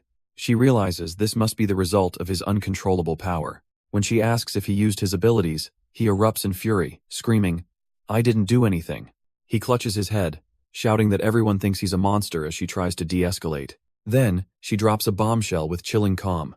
"First of all, you are not a monster but a demon." Suddenly, she recalls a forbidden book she once read in the library's restricted section. It spoke of demons who could control humans, a terrifying power he swears he never used. She realizes his demonic ability might be to mentally imitate his opponent, explaining the intense fear he projects. She knows she must find a way for him to control his power, or the tragedy of her past life will repeat. But the tense silence is suddenly broken by a loud rumbling sound, leaving Ahin completely bewildered. "It's not me," he insists. But Altair's skeptical glare shows she doesn't believe a word of it. Realizing he's still just a child, she changes her approach, insisting he needs to eat something first. With a playful wink, she leans in and whispers, "I have a plan. Would you listen?" She then declares with shocking confidence, "We are going to raid the Estrode's kitchen." The so-called child of the devil can only stare back, completely baffled by her strange proposal. "You are finally going crazy," he mutters, utterly convinced she has lost her mind. But she just smiles, reminding him that since it's his castle, there's nothing to worry about. Altair's plan seemed perfect, a simple raid on the Estorot kitchen. She proudly presents a freshly baked apricot tart, a peace offering for the hungry child of the devil. For a moment, Ahin lets his guard down, savoring the delicious treat with a rare, satisfied expression. Altair smiles, believing she's finally breaking through his walls and getting closer to him. But their quiet moment is shattered when a maid enters, wondering where the missing tart has gone.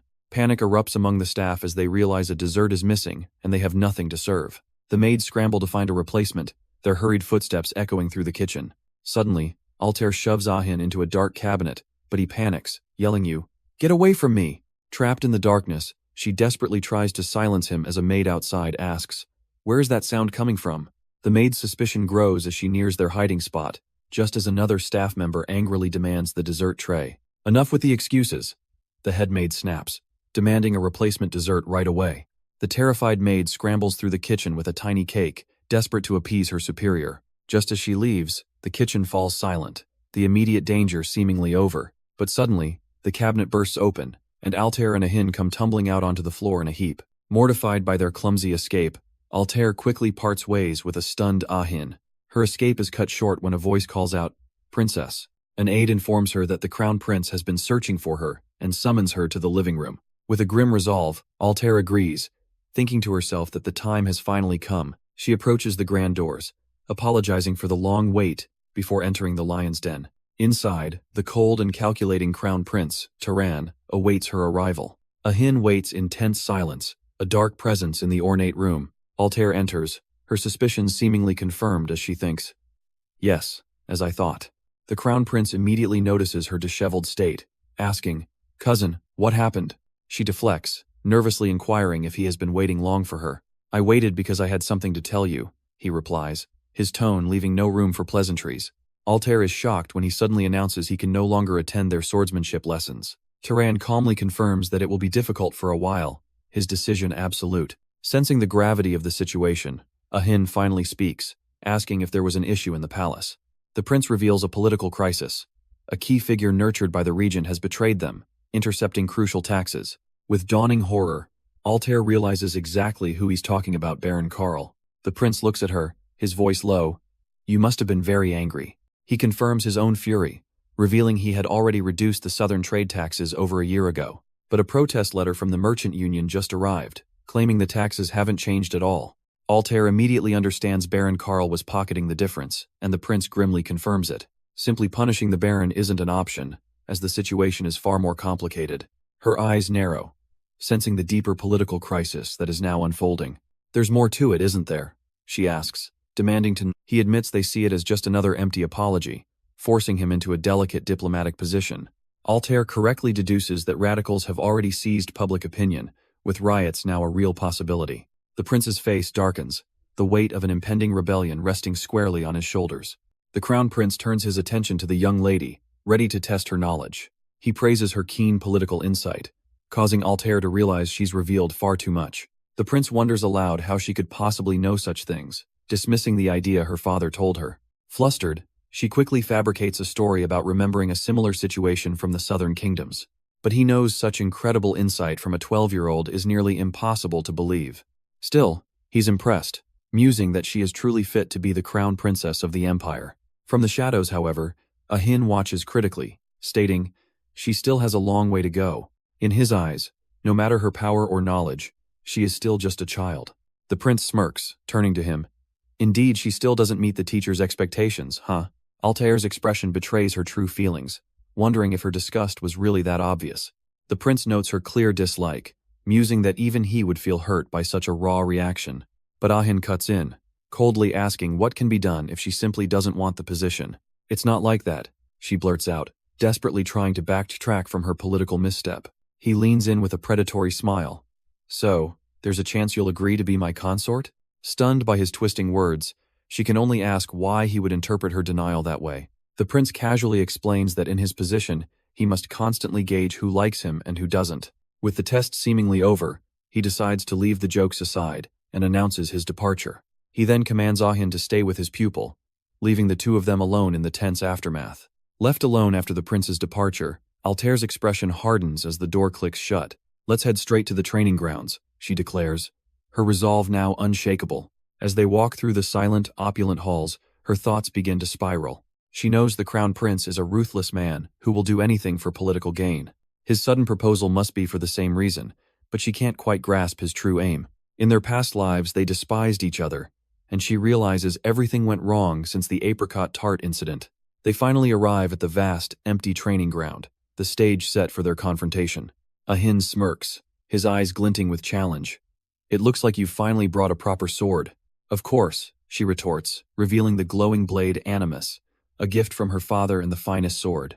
Altair proudly presents her new sword, boasting of its top-level spells, but Ahin is completely unimpressed. She smirks, explaining its snow-white blade was a special request from her powerful father.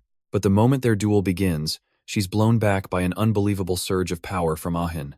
"Damn it," she thinks, realizing with dread that even with all her training, he's just too strong.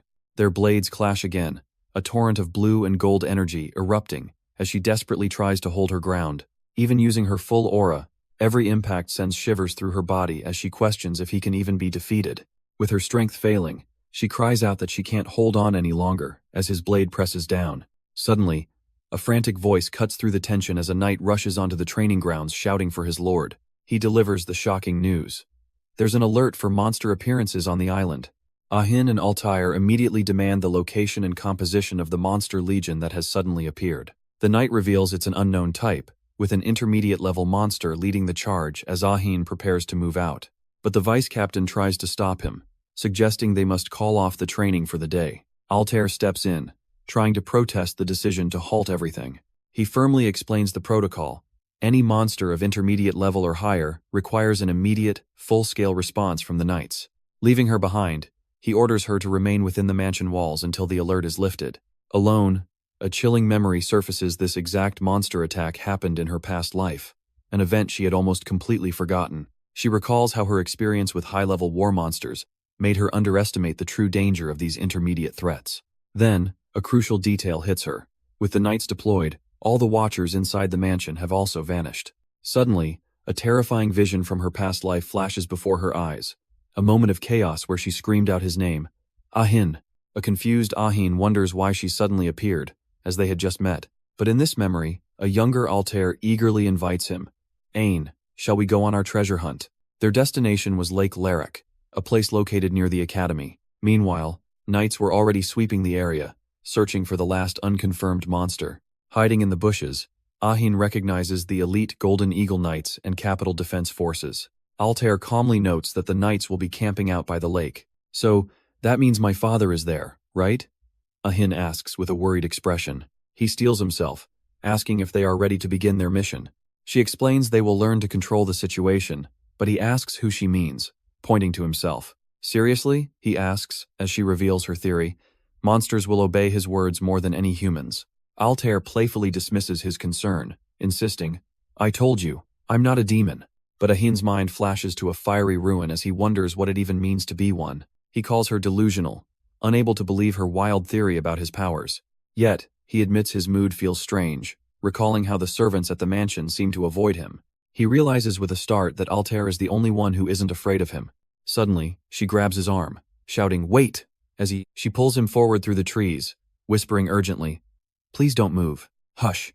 It's like a monster, she warns, sensing something nearby in the woods. A split second later, her eyes widen in terror as an unseen threat lunges forward. They both freeze in shock, as Altair realizes with horror they've found exactly what they were looking for. A small black creature appears in the grass, looking just like a cat. Ahin wonders if this is a monster, but Altair confirms it's a species she's never seen before. He reaches out, fascinated, prompting her to scream, Ain, don't approach it. Does that thing look dangerous to you? He scoffs as the creature simply purrs in the grass. He questions if commanding it is a demon's ability, but she pointedly gives him no comment. Ahin stares at the creature, unable to sense any real danger from it at all. Altair insists it could be unexpectedly hazardous, perhaps even spewing acid. But instead of attacking, the tiny monster playfully leaps right onto Ahin. Are you scared? He asks a stunned Altair, who can only stare in disbelief. He holds the creature close, calmly stating, it hasn't done anything yet, as a strange connection forms. Altair is stunned, realizing the demon's power of subjugation is truly amazing as she questions if the creature is really docile. To truly test his power, she gives a chilling command. Tell it to attack me, but Ahin questions such a risky move. She insists it's the only certain way to find out, while the small monster just looks on, completely unaware of the stakes. Ahin hesitates, opting for a much safer command. Roll over, and the creature instantly obeys. Altair looks on with disdain, completely unimpressed by his lack of conviction. Suddenly, the monster itself seems to mock him, calling him stupid, which leaves Ahin completely flabbergasted. The creature then lunges forward, biting Altair's leg as Ahin smirks, thinking it's quite a clever little beast. But her playful annoyance vanishes in an instant as her eyes narrow, sensing an approaching presence. Ain, someone is coming, she whispers urgently, pulling him back and telling him to hide himself and the monster immediately. He scrambles into the bushes, quickly understanding the need for absolute secrecy as they brace for who is about to appear. Altair peeks from the bushes, her expression tense as the footsteps grow closer. A man accompanying Arsene Esterat curses his luck, having taken a detour specifically to avoid this encounter. He knows that if they are discovered here, it will be a complete disaster. But Altair remains ice cold, reminding Ahin to stay calm because this is their workplace. Meanwhile, Arsene smirks, mockingly asking if some nobleman is sacrificing a young girl to the demon of his house. Her mind flashes back to her declaration that this was her own independent action, hidden from her family with an alias. Arsene's companion suddenly halts, his expression growing suspicious. His gaze sharpens as he demands of his own companion, "Who were you with?" But his question is interrupted as he spots Altair, who stands frozen and exposed. She desperately tries to lie about phantom footprints, but her panicked face tells a completely different story. Cornered, Altair desperately pleads with Arsene Esterat. "Let me tell you my story." He halts, his senses flaring as he realizes the gravity of the situation. Why? He asks coldly, as she insists he can't go any further. She blocks his path, trying to use the principle of non-interference between families as a shield. But Arsene sees right through her, asking with chilling certainty, "Are you trying to make a contract with the devil?" Altair begs for confidentiality, reminding him that he was also with a mysterious person. Her bluff fails, as he coldly asks how else he should interpret her actions. Realizing she's been perfectly framed, she asks, "Are you threatening me?" His gaze turns deadly as he tells her she's completely unaware of her dire situation. He looms over her, declaring that on a demon's sight, it's not strange to handle someone like her quietly. He turns to act, believing his companion won't just suffer, but Altair desperately grabs his arm. Suddenly, a brilliant flash of light erupts behind him as his companion vanishes into thin air. "All right," he mutters, his hand clenching into a tight, frustrated fist. He scans the empty woods, demanding to know what kind of joke this is. "Hey, what happened?" he demands, turning on Altair. "Where is Ein?" She wonders how someone could vanish without a trace, questioning if they turned into a soul. He considers teleportation, realizing with dawning horror, "It seems you were with a higher-level demon." But in that moment of confusion, Altair quietly draws her own blade. The sword ignites with a brilliant blue aura, humming with immense power. With the tables completely turned, she points the glowing blade directly at the stunned Lord Esterat. Arsene remains unnervingly calm, the glowing blade held steadily against his throat. "Count?" she asks coldly, her eyes blazing with an intensity he didn't expect from a child. He scoffs, completely unfazed by the threat. "Do you consider this an issue?" He seems to be thinking to himself, noting her sheer audacity in this dangerous situation. But Altair's resolve doesn't waver for a second, her gaze locked onto him. He continues his analysis, a slight smirk playing on his lips. He calmly pinches the glowing blade between his fingers, accusing her of scheming. It's the way of Chernobog. But when she implies he's the true schemer, he snaps back. "Nonsense. I don't use such methods." He then lectures her like a child, saying she clearly hasn't received proper successor education. He then plants a seed of doubt, suggesting someone important has already arrived back at the mansion. Confused by his cryptic warning, she tells him, "You go check first." But Arsene simply turns and walks away, leaving her stunned by his sudden departure. She's left completely baffled by the trickery, as his companion vanished as if he never existed. Realizing it's late, she decides she must return to the mansion, worried her father is waiting. Back at the Grand Esterat estate, the night is still and silent, hiding the secrets within. As she walks the halls, she tries to formulate a natural excuse for where she has been. Suddenly, a frantic voice calls out, "Lady!" making her jump in surprise. A butler appears, relieved to find her, as she quickly explains she was just roaming around.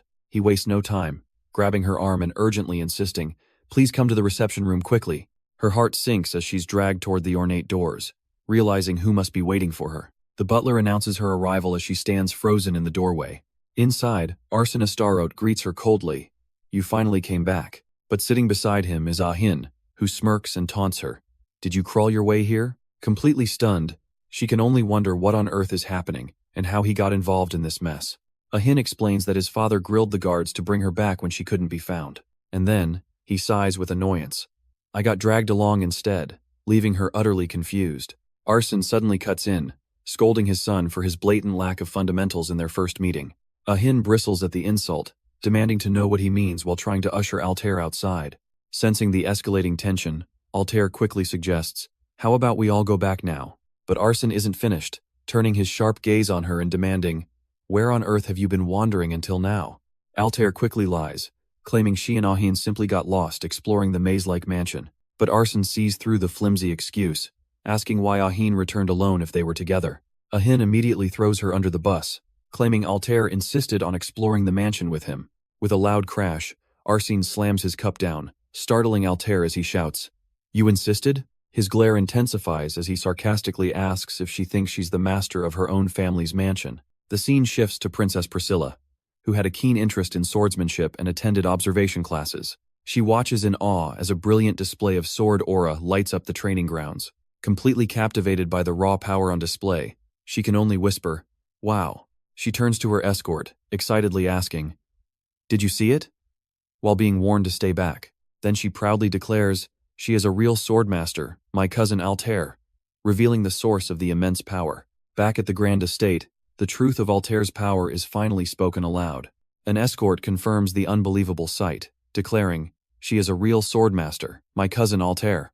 Meanwhile, Altair spars with Ahin, analyzing his every move and how he constantly reads the terrain.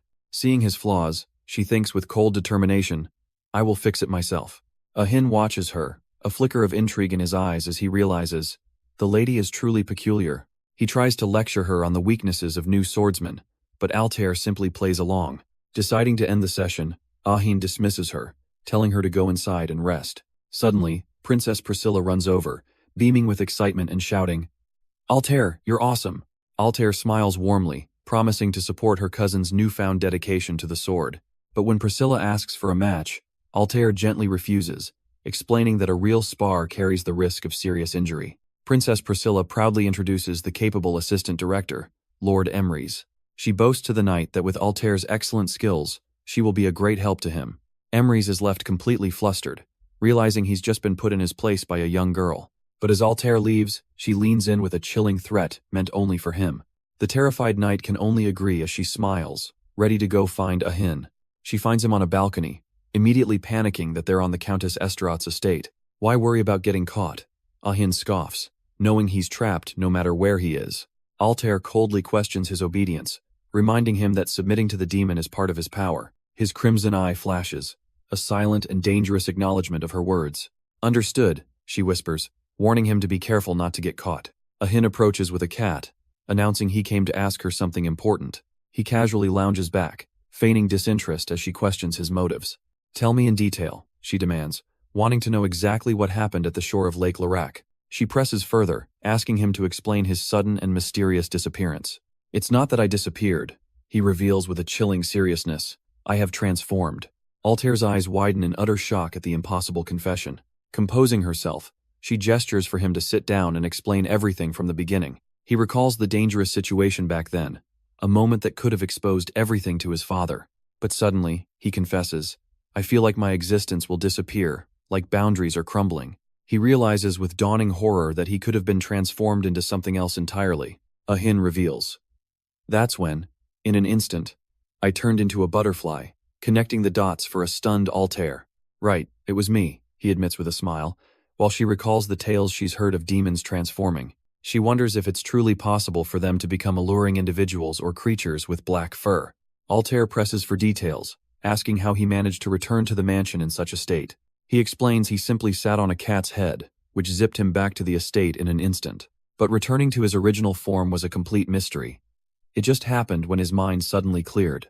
But now, he boasts with a chilling grin, taking on an adult form, "I can transform easily." Altair panics, realizing the danger if he can't control it, especially if he transforms into his own father. Suddenly, a frantic search begins as a voice commands, "Hurry, find the Chernobog lady." The mansion is in an uproar as they realize Altair has been missing from her room for a whole day.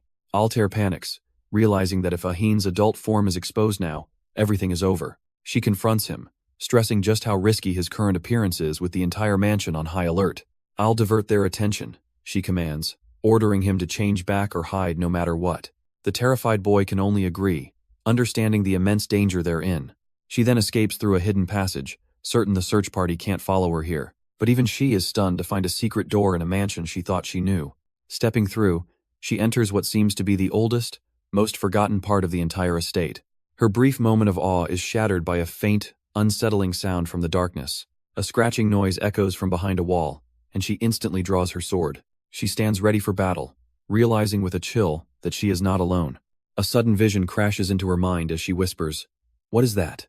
She sees Arsene Esterot being attacked, choked by a mysterious woman whose power feels utterly alien. Altair watches in stunned silence, her mind struggling to process the impossible scene. The attacker's true nature is revealed by the bulging veins and black blood flowing like oil. There's no mistaking it, she's a demon contractor. The realization hits her with the force of a physical blow, leaving her breathless. A demon contractor, a necromancer, one who sold their soul for immense power. As a result, their blood turns black, their bodies possessed in a process called mana draining. Her mind racing with the terrifying implications, she immediately turns and flees the secret room. Why, she wonders, is Count Esterot imprisoning one of Gehen's demon contractors?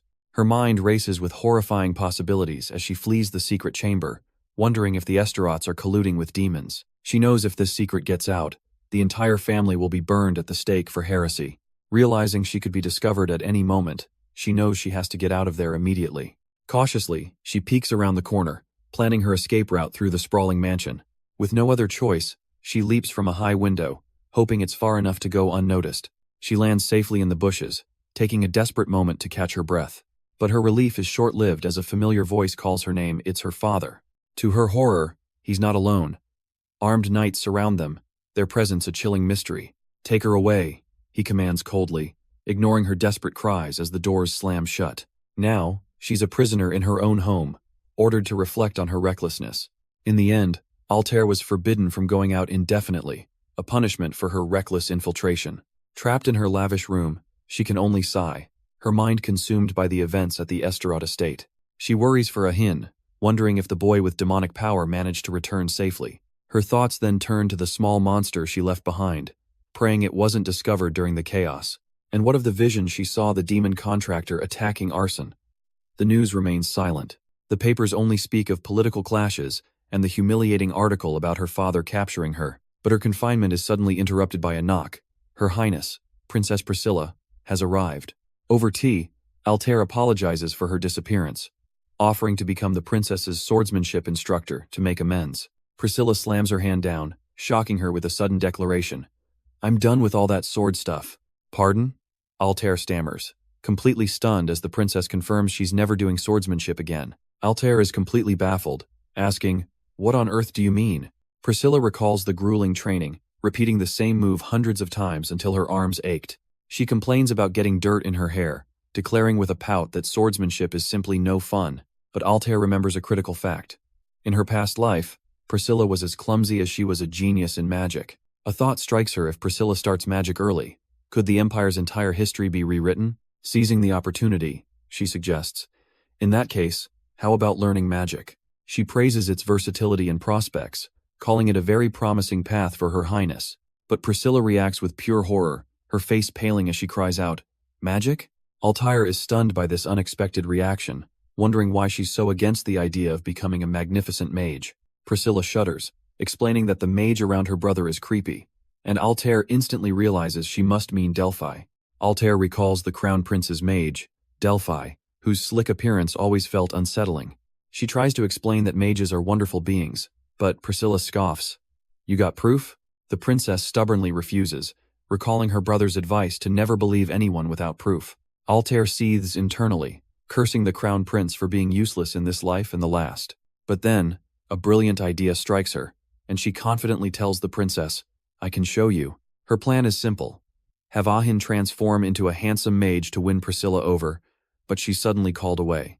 She's summoned to the garden fountain, where she realizes that even Priscilla finds the mage Delphi creepy. The pieces click into place. The Crown Prince and Delphi were the ones who summoned that monster to test Ahin's control. Now, with a grim expression, she wonders what audacious stunt those two will pull next. With the Crown Prince conveniently dispatched, Altair declares it's the perfect time to investigate his shadowy mage, Delphi. She's already one step ahead, having secured the mage's personal information from her intelligence guild. A cunning smile spreads across her face as she decides to start by searching his private laboratory. But later that night, a lone bird soars over the grand estate, carrying a secret message under the cover of darkness. It taps gently on a window, seeking the girl who is supposed to be locked away from the world. Inside, Altair rests, completely unaware of a different, far more audacious visitor who has already arrived.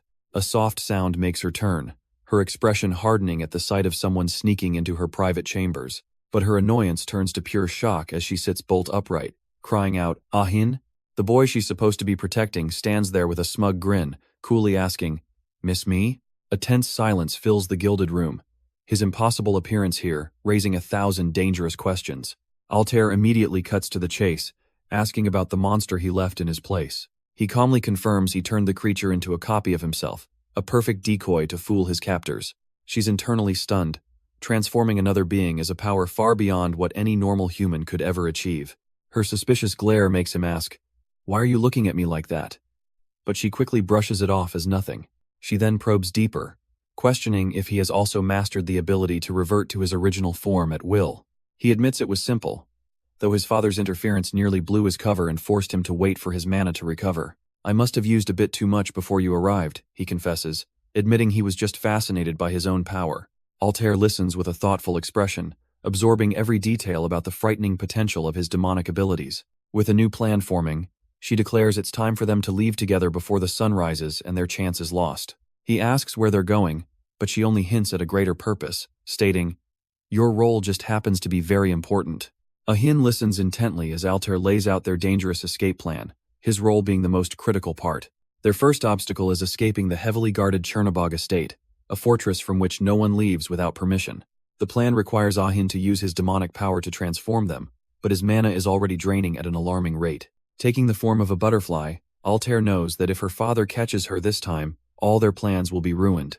They successfully escape the mansion's grounds and make their way into the nearby town, but they are far from safe. Once clear, they revert to their human forms, and Altair dons a cloak to conceal her identity from prying eyes. She praises his power as convenient, but Ahin worries, knowing that reckless use of this demonic ability could kill him. "Don't worry," she reassures him, revealing their next destination is the lab of the Crown Prince's sinister mage, Delphi.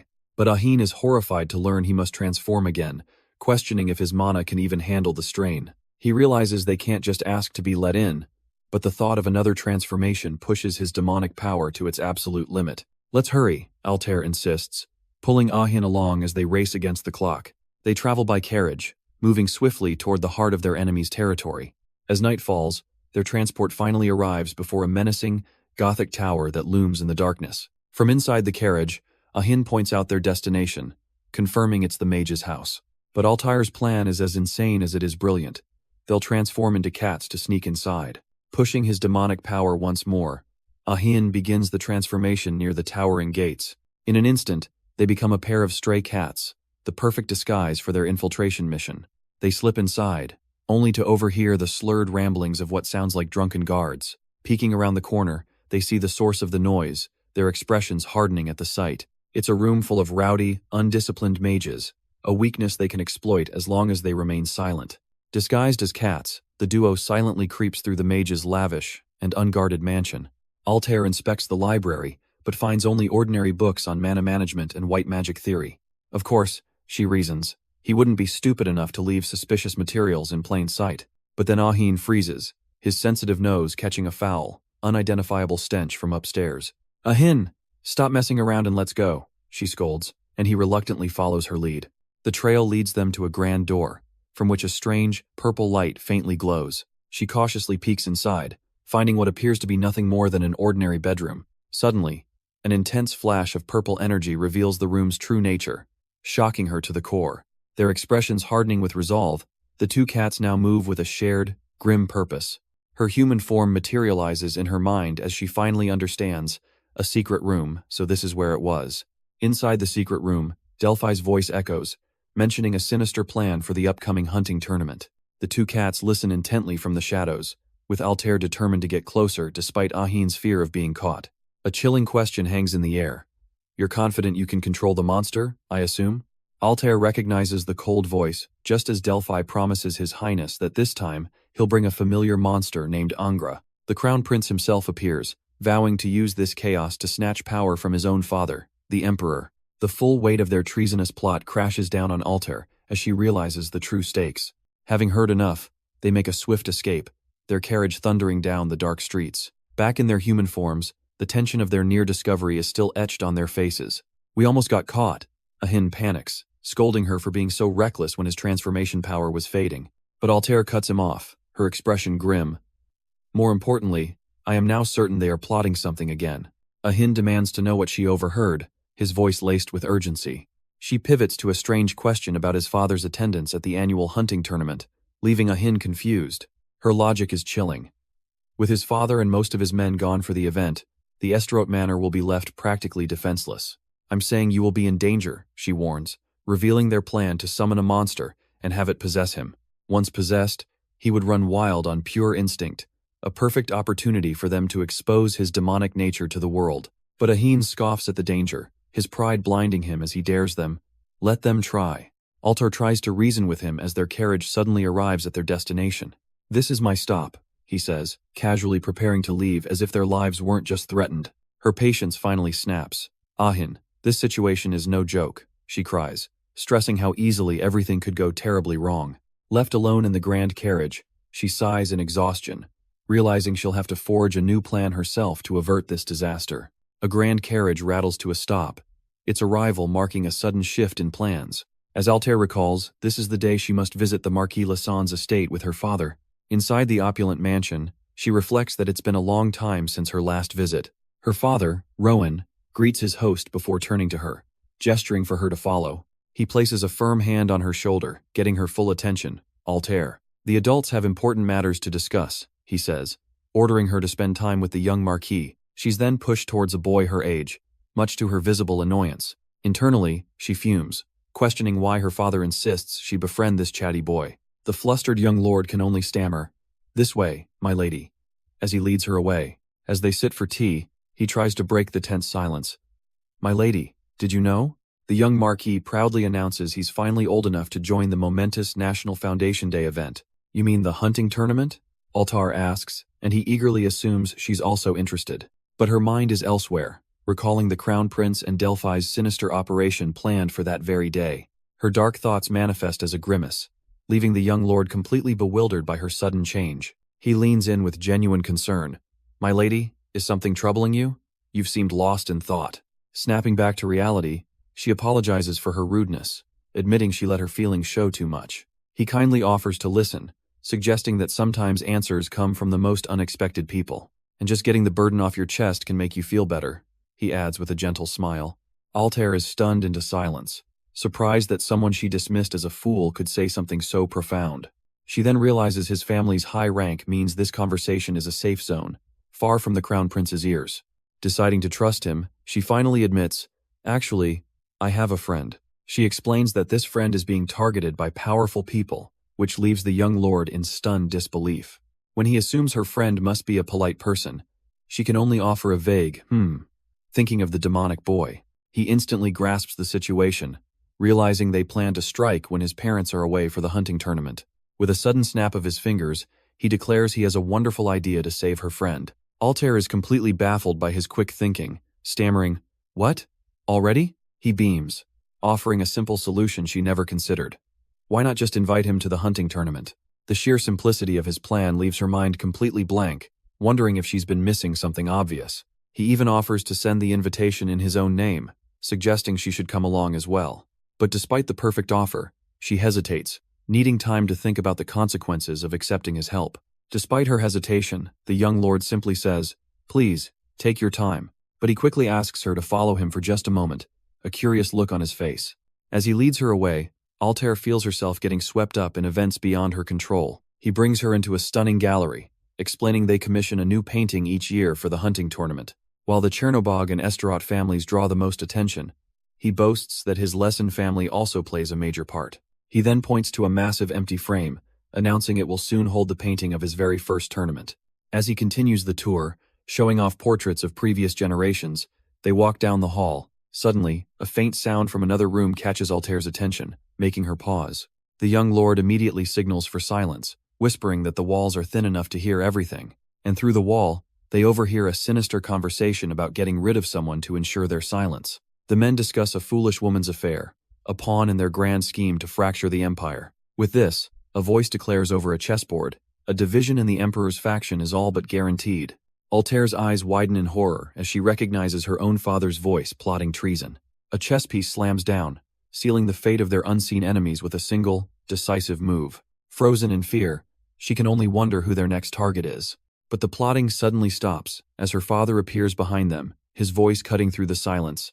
"Altair." He stares them down, the air growing thick with tension as he demands, "What are you doing?" Caught completely off guard, Altair stammers, unable to find the words to escape his piercing gaze. The young lord quickly steps in, smoothly claiming, "We were just admiring the paintings, Your Grace." But her father isn't convinced, coldly dismissing the tour as he prepares to leave, his suspicion hanging in the air. The young lord smoothly dismisses her father, ending the tense confrontation with a polite farewell. But Altair remains frozen, shaken by the dangerous political plot she just overheard. She realizes Viscount Leeson's quick thinking was the only thing that saved them from exposure. As they walk away from the gallery, her mind races with the dark implications of what she's learned. She now knows they plan to use the Third Empress's affair as a political weapon. However, since it doesn't involve a Hin, she decides to focus on protecting him from the Crown Prince. Her father suddenly notices her grim expression, asking, "Why do you look so grave, Altair?" He then pivots, mentioning a telegram that arrived from the 7th princess's palace. Surprised, she asks if it's from Princess Priscilla as they step into their carriage. Inside, her father reminds her of a forgotten promise, to introduce her mage to the princess. Her father makes a sudden suggestion. "Why not stop by the Magic Association on our way?" Altair falls silent in the carriage as he suggests she find a talented mage to serve her. But her mind is already racing. This is the perfect chance to research the monster Delphi plans to summon. Her father notices her silence, offering to have his men compile a list of the most exceptional candidates. "No, father," she blurts out, desperate to keep him from interfering with her secret mission. With a determined look, she insists she will personally choose a mage who truly catches her eye. Soon, their carriage arrives at the grand and imposing Magic Association headquarters. Stepping out, Altair can only whisper at the magnificent sight. It's enormous. Her father explains that even the Empire's largest academy was modeled after this very building. Just then, the president of the association himself, a man named Gilbert, rushes out to greet Duke Chernobog. President Gilbert expresses his surprise at the Duke's sudden visit, admitting he was taken aback by the telegram. "It's been a while, Gilbert," the Duke replies coolly, explaining he's here to discuss a matter concerning his daughter. The president's eyes widen in realization as he turns his attention to the young girl beside the powerful noble. "I'm Altair Chernobog," she says with perfect etiquette, hiding the mind of a seasoned warrior behind an innocent face. The president is charmed by her lovely appearance, completely unaware of the dangerous mission she's truly on. With the formalities concluded, he invites them inside the Grand Association building for refreshments. But thanks to her father's arrangements, Altair is spared the dull political conversation between the adults. Instead, she's been granted permission to explore the vast interior completely on her own. Clutching a special pendant, she believes it's the key to accessing even the most restricted archives. Her eyes then lock onto a grand set of doors, knowing her target, the library, is just ahead. Altair's eyes widen at the sheer scale of the Magic Association's library, a collection rumored to surpass even the Emperor's. She knows it will take time to navigate this labyrinth of knowledge, but her mission is too critical to delay. With grim determination, she decides, "I'll start with the section on monsters." Soon enough, she finds the correct aisle, her target clearly marked. She immediately pulls out a text on advanced subjugation methods, hoping to find a clue about Delphi's creature. Climbing a ladder, she searches for a specific name whispered in the shadows, Angra.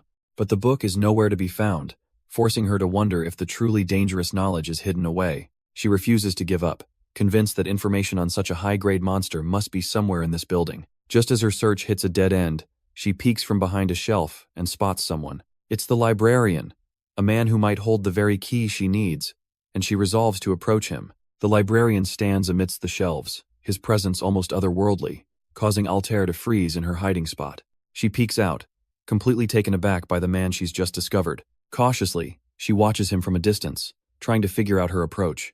Good heavens, she thinks, captivated by his impossibly perfect appearance. His beauty is so striking, she muses, that if someone called him a demon, she would believe it. Suddenly, he turns, as if sensing her gaze from across the room. Steeling herself, she approaches, but he immediately questions her. "Do you have a reading permit?" She confidently presents her golden entry pass, assuming it's enough, but he calmly rejects it, explaining the library has far stricter rules for outsiders seeking its secrets. The librarian warns her the process is complicated, demanding she first state her true purpose for being here. Altair realizes she needs a new strategy to get the information she desperately needs. She must research the high-class demon Angra without leaving a trace, or risk being framed for summoning it herself. Recalling her father's advice, she decides to recruit a capable mage from the association to do the digging for her. And as fate would have it, the perfect candidate is standing right in front of her. "My name is Altair Chernobog," she declares, stunning the librarian with her true identity. He quickly apologizes, introducing himself as Claude, a mere apprentice mage. He bows his head, formally presenting himself as a librarian of this sacred place. Without hesitation, she makes an unbelievable offer. "Would you be interested in serving as House Chernobog's exclusive mage?" Claude is completely taken aback, questioning how she could offer such a prestigious role so easily. He knows a position like that is never given to an apprentice without cause, and her sudden, unheard-of proposal is deeply suspicious. Altair coolly gives the librarian an out, saying he's free to decline her offer. But Claude humbly questions his own worthiness, a trait she immediately finds appealing. Taking his hand, she seals the deal. "Then I'll take that as your acceptance." Suddenly, her father appears, demanding to know what proof of ability this apprentice could possibly have. Claude admits he has no record to show, forcing Altair to step in and defend her choice. She insists his inexperience means he has untapped potential and a trustworthy face. After some effort, Claude is officially hired, his first assignment to locate all books on demon subjugation. A few days later, her plans are already in motion. While Claude begins his research, a delivery arrives from the Information Guild. But as she reads the report, she realizes the Duke's past has been deliberately erased or classified. Ahin admires a new ribbon in his hair, thinking to himself, "Oh, that's pretty." But Altair sternly interrupts him, demanding he come over immediately because something more important has come up. He turns, annoyed, asking what kind of intel from the guild could possibly be so urgent that he needs to see it too. She reveals it's information about her aunt, Lise Chernobog, and his father, who were apparently quite close during their academy days. Ahin is stunned by the unexpected pairing, admitting he never even knew she had an aunt. Altair explains she was told Lise died long ago, but the discolored document in her hands is clearly at least 10 years old. Seeing that it's a letter, Ahin simply tells her to go on and read it. She clears her throat, beginning to read the old correspondence dated December 20th of Imperial Year 590. The letter reveals a desperate plea from Lise, asking Arsene to join her club and promising her followers would finally leave him alone. So basically, Altair concludes with a smirk, "Your aunt was trying to flirt with my father," but Ahin cautions her to keep reading before jumping to conclusions. "This next one is also from my aunt," Altair explains, but addressed to someone else. It's a plea from Lise to her own father, begging him to set aside his anger and allow the marriage ceremony. She can't believe her grandfather consented, but Ahin, now completely invested, urges her to read the next one. But the next letter, dated 3 years later, makes her pause in utter confusion. It speaks of a terrible misunderstanding, claiming her father never meant to kill his, and that she knows the real culprit. "What is this?" Ahin demands, stunned by the letter's sudden and violent turn. A chilling realization dawns on Altair as she connects the words to a dark piece of history. It's the infamous incident where the former Count Astaroth was assassinated by the previous Duke Chernobog. Ahin then points to another document, noting it looks more like a simple memo. The memo coldly states the aftermath. The engagement was annulled, and a year later, Arsene married another woman. The memo reveals the tragic end.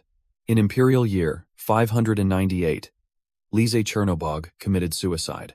Ahin bluntly summarizes the situation, saying his father must have dumped her aunt. With this revelation, it's no wonder their two families ended up as bitter enemies. He then holds up the last document, a final letter that could explain everything. Altair explains it's a final letter from her Aunt Lisa addressed to his father, Arsene. This is a will, Ahin realizes with a start, understanding its true weight. But Altair reveals there's more to it, claiming a hidden message is encoded within. The letter itself is signed with a simple, heartbreaking farewell. "With love, Lisa." Then, she drops the final bombshell, telling a stunned Ahin that the hidden message is about him. A flashback reveals her father knew, urging his own to find the dreadful secret their family has been nurturing.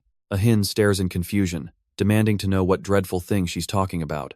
But Altair is lost in thought, her mind fixated on a single blurred word from the letter. A tear falls as a sudden, earth-shattering realization jolts her back to reality. She stumbles out onto the balcony, the bright sun doing nothing to quell her racing heart. A new hypothesis strikes her out of nowhere, a possibility she should have considered from the start. As she walks, she realizes the more she thinks about it, the more inconsistencies there are. Her Aunt Lisa died a full year before Ahin was even born, so how could she have possibly known about him? Above all else, a terrifying new truth begins to dawn on her. She recalls Lisa's own words, insisting there was another mastermind behind the tragedy. This means the Damonas mentioned in the will is far more likely to be someone other than Ahin. Altair confronts her father about the will, only to learn her Aunt Lisa was an extraordinary mage. He reveals she had deep knowledge of black magic, which contains methods to foresee the birth of a demon. The horrifying truth of how Lise knew about Ahin leaves Altair completely stunned. "Leave everything related to such vile things to me," her father commands with a chilling finality. Taking his words as both a request and a warning, she has no choice but to agree. Later that night, she realizes the conversation must have been a heavy blow for him. She worries that he's hurting, wondering if he'll avoid her for a long time. But a sudden sound from outside her room snaps her back to attention. A loud crash echoes from the hallway, making her heart pound. The door bursts open and Ahin collapses onto the floor, his name escaping her lips in shock. Ahin, with his bag already packed, coldly announces, "I'm leaving for Gehen." Stunned, Altair can only ask why he would make such a sudden and drastic decision. He turns away, his voice filled with pain as he reminds her, "You said it yourself, I'm a demon." His tormented thoughts spiral, connecting his demonic nature to the very reason his own father must hate him. He recalls the cruel whispers that have haunted him his whole life, that he was born from the sin of a demon and his mother. The small black cat on his shoulder, seemingly helpless, can only let out a questioning meow. Believing Gehen is his true home, he declares he might finally find a real family there. Seeing his chance under the cover of darkness, he decides the time to escape is perfect. He immediately begins to pack, grabbing only what's necessary for his lonely journey into the unknown. With his bag packed, Ahin whispers to the small cat, "Come on, let's go," ready to abandon his old life. He shoves the cat into his bag to stay hidden, his resolve hardening as he prepares to face the unknown alone. His escape begins as he walks silently through the cold, empty halls of the mansion, but a strange sound stops him in his tracks, the unsettling echo of dragging chains. He freezes, fearing his father has already found him as the chilling sound grows louder and closer. Suddenly, his eyes widen in shock as he sees his father down the corridor, but something is terribly wrong. His father is dragging a chained captive, leaving a trail of unnaturally colored blood in his wake. Ahin then notices a glittering trail of magic guiding his father's steps, a spell deliberately cast to lead him. A horrifying realization dawns on him. His father, who can't even sense magic, is being controlled by an unseen enemy. He carries the unconscious girl through a shimmering doorway, his only escape from a controlled father. Before it closes, I have to, he thinks, his resolve hardening as the portal shrinks. With a final burst of speed, he lunges through the magical gate. A blinding flash of light engulfs him completely, disorienting his senses. He finds himself teleported to a vast, snowy wilderness, utterly alone. Where am I? He wonders, the girl he carried now mysteriously gone. Suddenly, a cheerful voice cuts through the blizzard, calling out from a distance. He turns towards the sound, confused and wary of this unknown presence. But the smiling girl calls out a name that isn't his arson, plunging him into a vision of his father's past. He realizes this vast snowfield is Gehen, his mother's cursed homeland from the past. A woman appears, and he hears his father's voice scolding her. "Scotty, I told you not to run around." She then asks a chilling question about how it feels to rebuild the very fortress he once destroyed.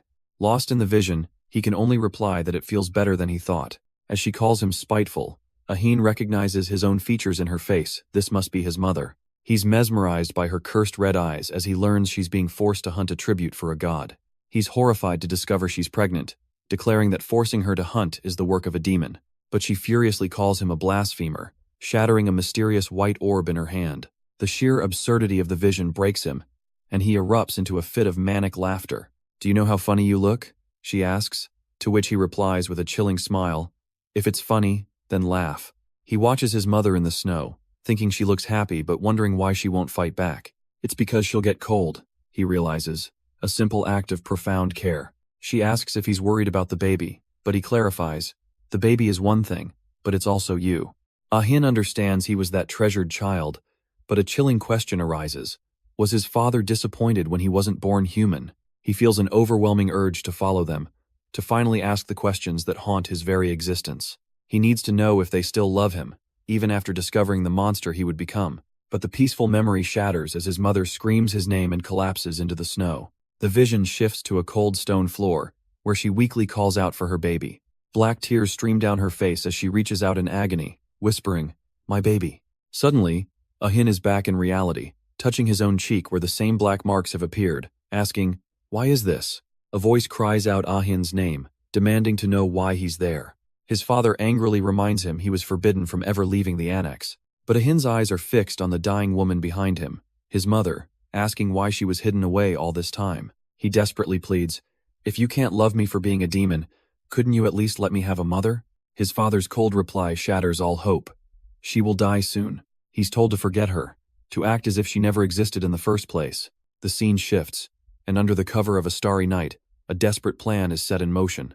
Altair finds him wrapped in a blanket, discovering he's run away from home with a new destination in mind.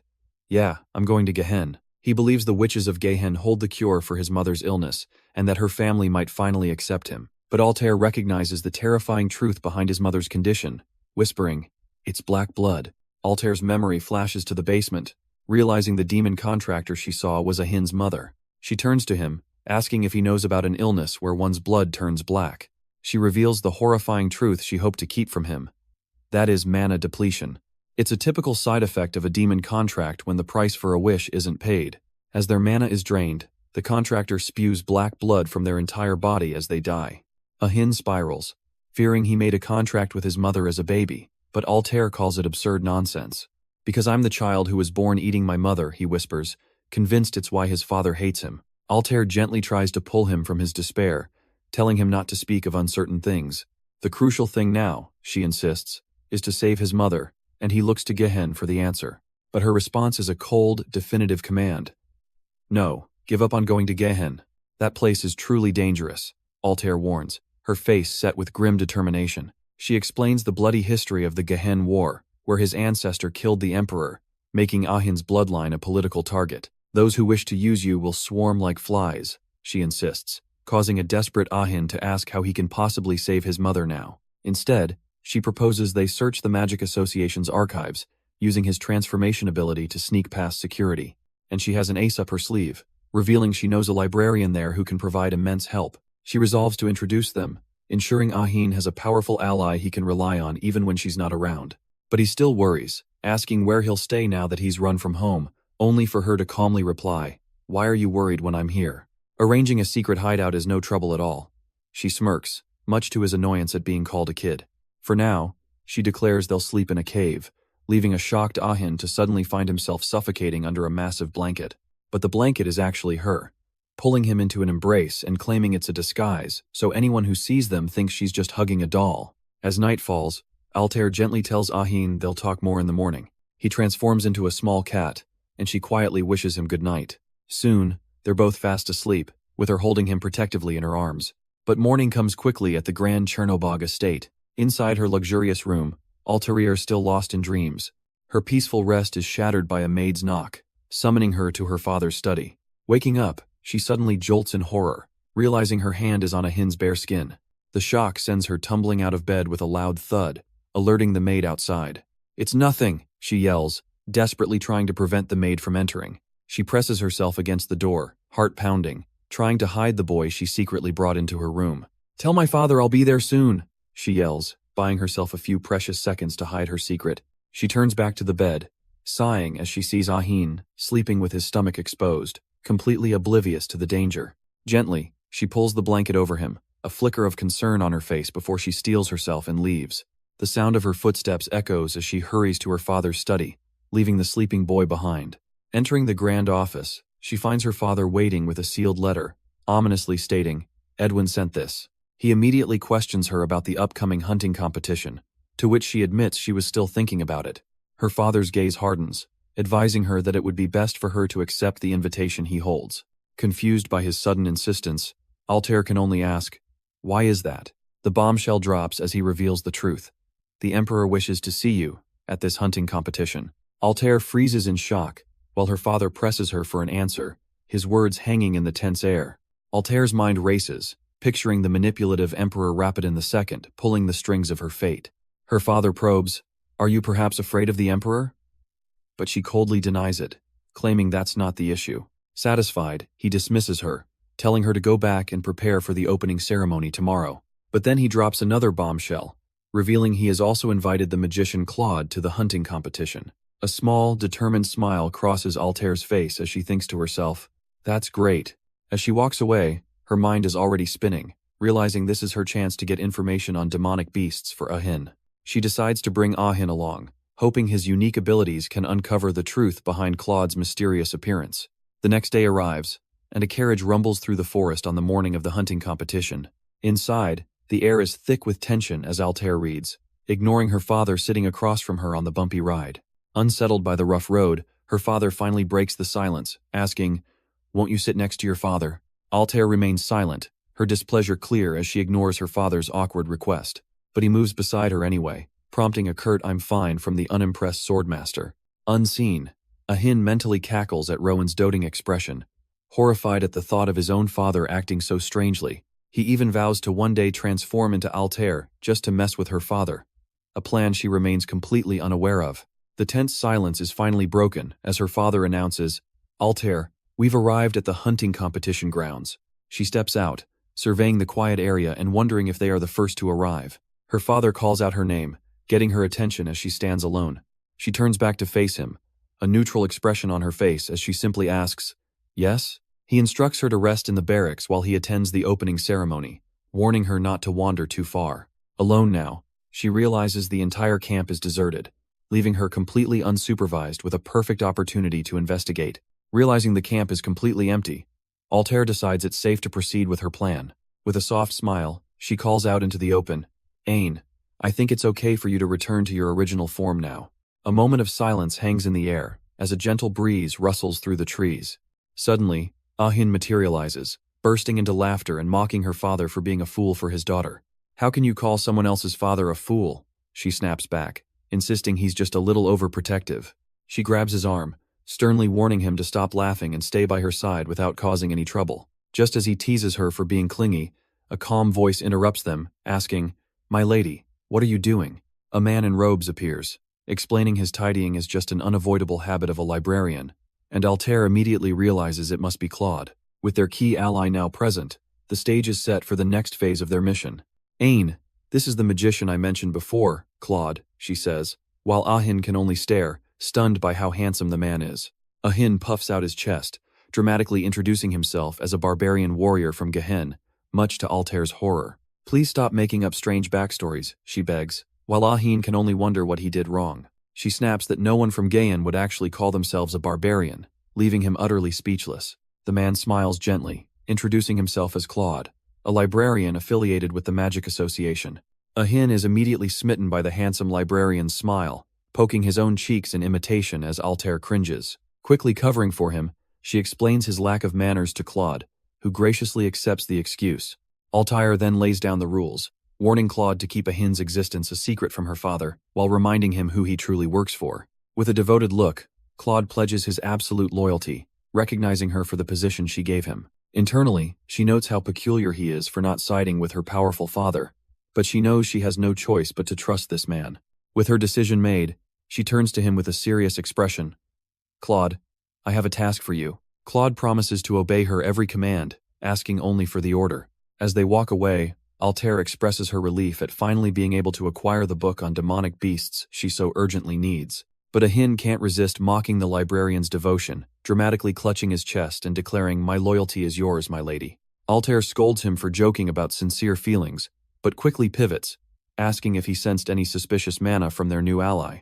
Ahin confirms he felt mana, but it wasn't an illusion, cheekily adding that Claude's handsome face must be his real one. He then smugly points out that her suspicions were wrong, leaving Altair completely stunned by his deduction. Flustered, she tells him to watch his words as he cheekily hides behind a tree, dodging her frustration. Deciding to explore the camp, the two kids grab sticks and begin to play, while the adults are away hunting. Ahin runs wild, brandishing his stick like a wand and shouting, "I am a magician of Gehen." His playful declaration is suddenly overheard, and Princess Priscilla appears, eagerly asking if Altair brought the magician she promised to show her. Caught in his own game, Ahin stammers as the princess asks if he's the magician she was promised. He quickly recovers, puffing out his chest to boldly introduce himself as Ain Hildar, a magician of the Gehen Hildar tribe. Altair demands he speak formally, but Ahin defiantly claims a magician of Gehen and nephew to its great king bows to no one. To Altair's complete shock, the princess excitedly agrees, revealing a surprising fascination with Ahin's bold act. Princess Priscilla then dismisses her maids, declaring, "We have things to talk about amongst ourselves." She formally introduces herself and asks how they know each other, forcing Altair to vaguely claim their parents are acquainted. The princess finds this connection deeply interesting, her mind racing with questions about her uncle's ties to the Gehen tribe. Ahin leans in conspiratorially, whispering that a magician's identity must remain shrouded in a veil. Delighted, Priscilla agrees to keep their little secret, leaving an utterly ignored Altair to mutter, "I am also here." But their private meeting is suddenly interrupted by Lord Rosist, who remarks on the remarkable coincidence of finding them all together. Lord Rosist laughs, asking Altair to introduce her very wonderful friend. But Ahin interrupts, boldly declaring himself a warrior of Gehen and shocking the princess. He quickly backpedals, "Ah no, I'm a magician," leaving both girls utterly bewildered by his mistake. Altair panics, realizing Ahin's inexperience with outsiders could expose their entire ruse at any moment. Spotting smoke in the distance, she suddenly devises the perfect excuse to escape the tense conversation. "Look," she exclaims, pointing towards the bonfire they're lighting for the evening festival. Grabbing a stunned Ahin, she announces they'll be heading off to the festival immediately. As Priscilla tries to follow, Lord Rosist calmly holds her back, leaving her to ponder the mysterious boy. Once clear, Altair breathes a sigh of relief that the princess actually believed his flimsy magician cover story. Ahin asks if the festival is real, and she confirms it's the highlight of the competition, an event he simply can't miss.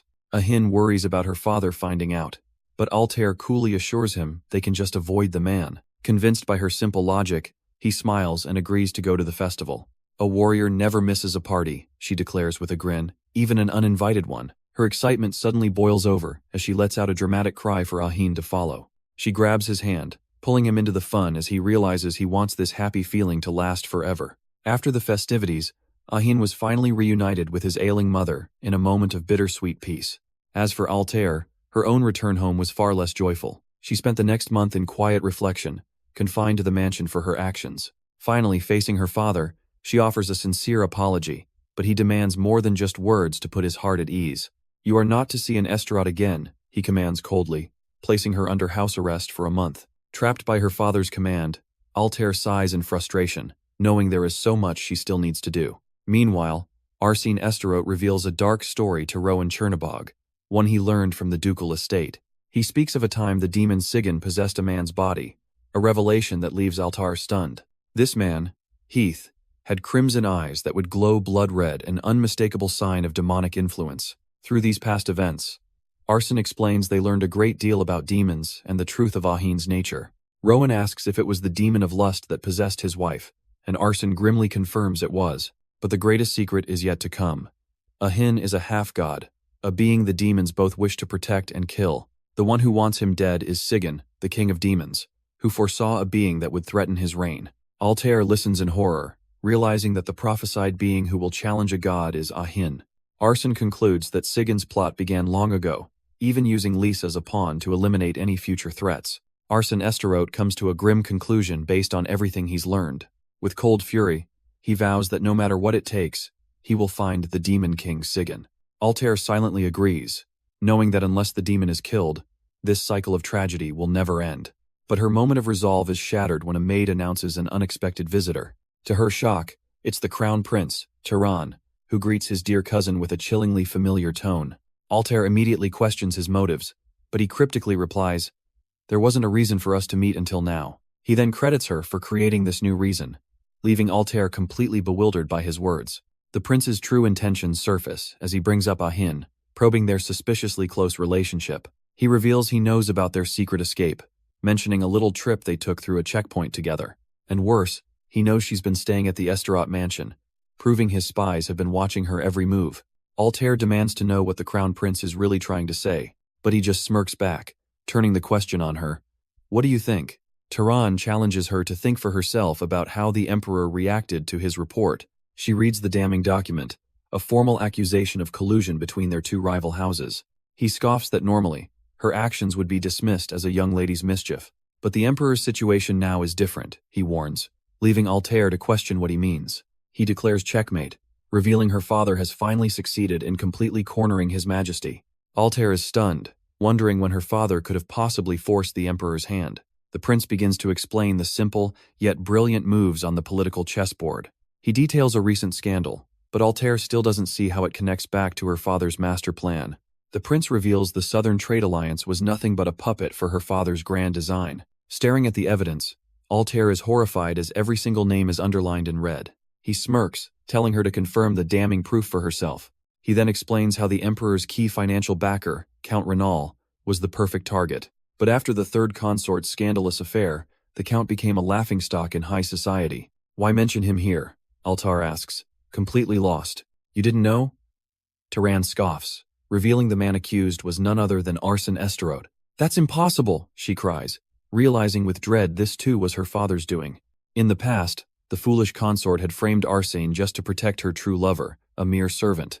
And with that single, ruthless move, her father toppled one of the Emperor's most vital pieces. And the bishop, Archbishop Argot, has long since lost his influence, Tehran explains, detailing how another of the Emperor's allies has fallen. "What do you think now?" he smirks, knowing His Majesty is completely cornered by the scandals and supposed collusion. With his trust in Esterot shattered, the Emperor will soon have no choice but to hand over his authority. "I don't wish for that ending," the prince says, feigning a desire for a peaceful resolution. "What do you want me to do?"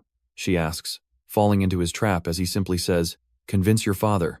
He tells her to ask for mercy, reminding her that at this point, Arsene Esterot's life is in her father's hands. In another chamber, the Emperor explodes in rage.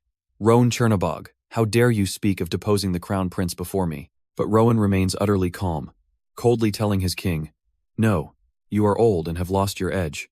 He then delivers the final, treasonous blow, declaring it is time to abdicate in favor of the fourth prince. The Emperor can only stare back in utter disbelief, sputtering, "What did you just say?"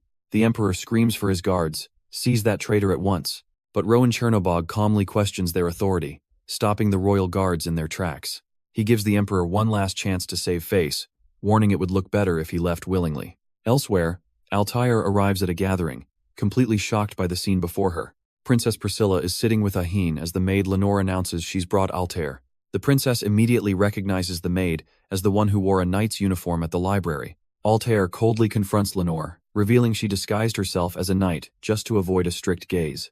Nearby, Priscilla asks Ahin about a book, wondering why he only left a fragment behind. Lenore eagerly presents the next volume, a scandalous romance novel, much to Ahin's surprise. But Altair snatches the book away, insisting its contents are a secret just between the two of them. "What kind of book is it?" Ahin asks, wondering about her sudden interest in reading. Altair just laughs, claiming he'd find it boring, but he scoffs, "Why are you reading something so dull?" She privately decides that since her father erased its records, the book's inappropriate contents must be kept from Ahin at all costs. Suddenly, music drifts through the air as Altair realizes they've been led to a live festival performance. As they walk closer, a haunting song begins, telling a story of a fateful encounter in a snow-swept fortress. The lyrics speak of a broken promise and changing seasons as the group watches the singers on stage. "But still, I am waiting for you," the singer croons, his voice filled with a longing that echoes through the night. The song ends with a vow of a bud that will bloom at their feet, as a bonfire roars to life. Later, inside a tent, Ahin nervously asks, "Is it really okay for me to sleep here?" Altair reassures him that as the son of the house, it's his right, but Ahin remains hesitant. Ahin sinks into the luxurious bed, amazed by the simple comfort of its soft, fluffy pillows. He then turns to Altair, a hint of concern in his voice as he asks, "But where are you going to sleep?" To his shock, she simply lies down beside him, explaining she's already made an excuse with the princess. As he settles in, he can't help but marvel at the simple luxury of a goose-down pillow. In the quiet moment that follows, Altair looks over and softly says, "Thank you, Ain." They wish each other a good night, a rare moment of peace settling between the two haunted souls. As the night deepens and the candles burn low, an uneasy silence falls over the estate. The moon hangs high in the sky, watching over the quiet grounds where secrets sleep, but his rest is suddenly shattered by a voice cutting through the darkness. "Hey, open your eyes." A dark reflection of himself looms over him, a chilling whisper echoing in his mind. "Don't you want to know about yourself?" Ahin finds himself in a dark camp, drawn out by a mysterious voice calling from the shadows. A strange girl appears, her back turned as she whispers, "I've wanted to meet you for so long." Confused, Ahin demands to know why she's running away if she truly wanted to see him. "Because it's fun," she laughs, and he realizes with a jolt that he's being deliberately provoked. He gives chase, only to be stopped by her chilling warning about being caught wandering at night. But she twists the knife, coldly asking, "Which of those adults is going to look for you?" As she vanishes, a horrifying realization dawns on Ahin he's completely alone and lost in the dark. He tries to play it off, claiming he won't chase her anymore, but his trembling gives away his fear. Suddenly, he feels a presence right behind him as the mysterious girl reappears in the clearing. He turns to face a horrifying, stitched-up smile, a nightmare made real right before his eyes. "Who are you?" Ahin cries out, demanding the nightmarish figure get away from him. The girl simply laughs, finding it fun to tease a demon, and casually points out he seems to be a half-breed. She explains that as an evil spirit, it's only natural she'd recognize a demon when she sees one. Before Ahin can even process being called a demon, the girl remarks how strange his existence is, and vanishes into the wind. Suddenly, she's right beside him, her chilling voice questioning what could have created something that's neither human nor complete demon. More horrifying spirits begin to materialize from the darkness, their voices echoing a sinister idea. "Perhaps one of us could borrow this body." The thought of them stealing his body is a good one, they muse, as Ahin finds himself completely paralyzed by fear. But one of the spirits issues a grave warning touching this boy would mean incurring the wrath of the Demon King himself. They decide they just have to be quick, finishing their plan before the Demon King ever finds out, leaving Ahin utterly helpless. Trapped in the nightmare, Ahin can only struggle against an unseen force, his mind screaming, "Let me go." The spirit's chilling offer echoes through the nightmare. "Of course we will if you lend us your body." Paralyzed by fear, Ahin's mind screams for help, his last desperate thought calling out for Altair. He suddenly shoots up in bed with a strangled cry, breaking free from the horrifying vision. His head pounds as he slowly comes to his senses, confused and disoriented. But his confusion turns to shock as he recognizes his surroundings. This is the barracks. He remembers being attacked by a ghost, wondering how he got back here and why it's suddenly morning. That's when he sees Altair, who looks at him with concern and asks, "Did you perhaps have an accident in bed last night?" Completely flustered, Ahin frantically denies her bizarre accusation, insisting it's not what she thinks. But Altair just nods thoughtfully, musing that for a 10-year-old, such things are perfectly normal. Furious, he shouts back, "Do you have any idea what I fought through to get here, and you insult me? Did you have a nightmare?" Altair teases, but Ahin furiously denies it's anything so simple. Just then, a voice calls for Altair from outside, and Ahin panics, begging her not to let the man see this mess. Ignoring his pleas, she cheerfully invites Claude inside, who politely asks if she slept well after hearing voices from her room. She casually explains she was just waking Ahin up as the morning sun shines brightly over the barracks. "Come inside for now," she insists, pulling the librarian into the room where the flustered Ahin is hiding. Claude then presents a glowing book, explaining it's the monster encyclopedia she requested for her research. He reveals the tome is enchanted. She only needs to speak a monster's name for the pages to turn automatically. But then Ahin timidly asks for one more favor, holding up the rumpled blanket and asking if he could return it to normal. Claude's face flushes with embarrassment as Ahin insists it's not what he thinks, but the librarian promises to handle it promptly. With a wave of his hand, a blue aura envelops the bed, magically making it pristine once more. Altair stares in disbelief, realizing the dried mud covering the bed is actually a passed-out Ahin. He jolts awake with demonic red eyes, screaming, "I told you I was attacked by a ghost," and she realizes it wasn't a dream. Later, outside, she demands to know what happened last night as Ahin begins to explain his ordeal. He recounts being woken by a whisper in the middle of the night and foolishly chasing it into the forest. The thing he found was a freezing, eyeless creature. And soon, dozens of ghosts began to swarm him.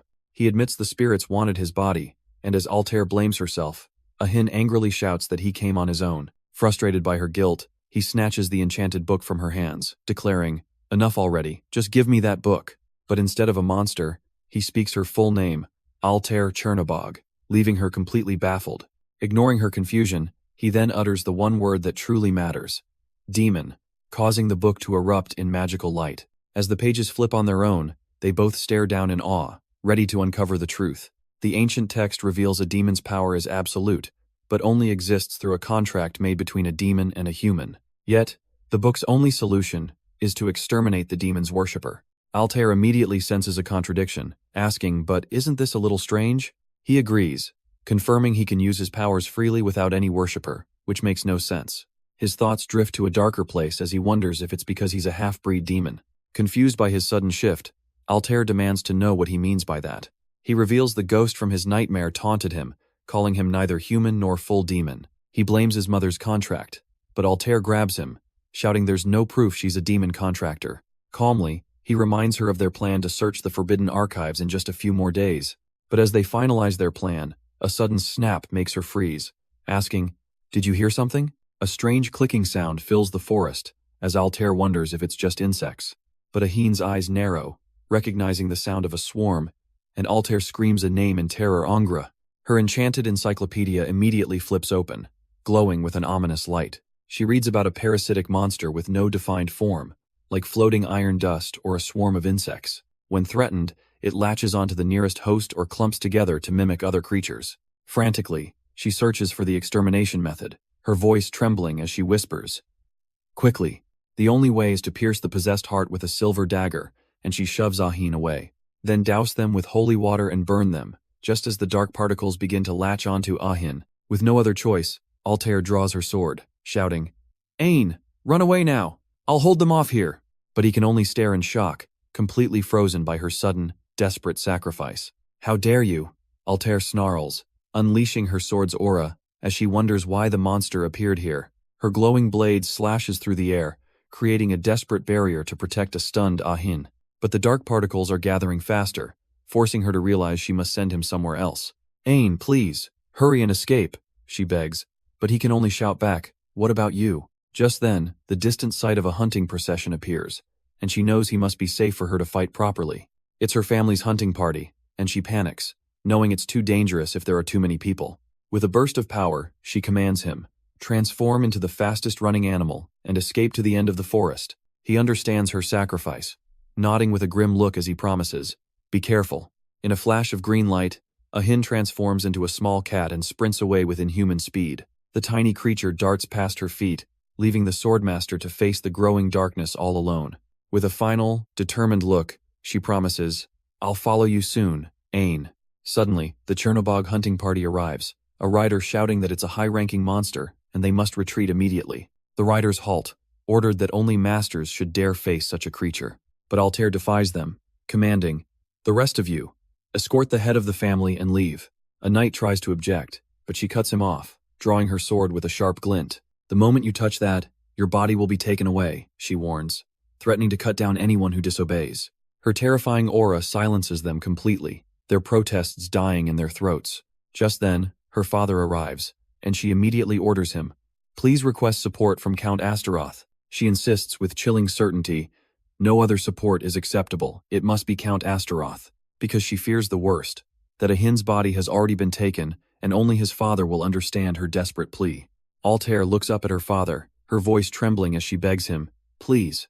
Understood, Rowan says, before turning his horse and riding off at full speed to get the only help that matters. With her father gone, Altair spins around, shouting, Claude, I'm leaving this place to you. She immediately bolts into the forest to chase after Ahin, as Claude promises to hunt the scattered monsters. Left alone, Claude begins chanting a powerful incantation under his breath. He raises his hand, unleashing a purification spell to cleanse the area of the parasitic creature's influence. The dark remnants of the monster explode into nothingness, scattered by the holy magic.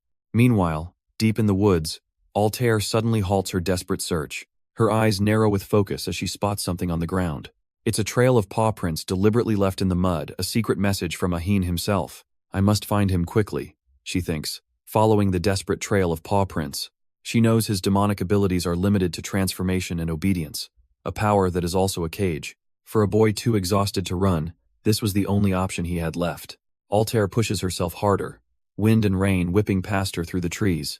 But a moment of doubt grips her, as she wonders if she should have chased him from the start. No, she reasons, realizing the monster would have massacred her father and the others. Yet the crushing responsibility remains. If only she hadn't brought him into this world of danger. Her deepest fear emerges.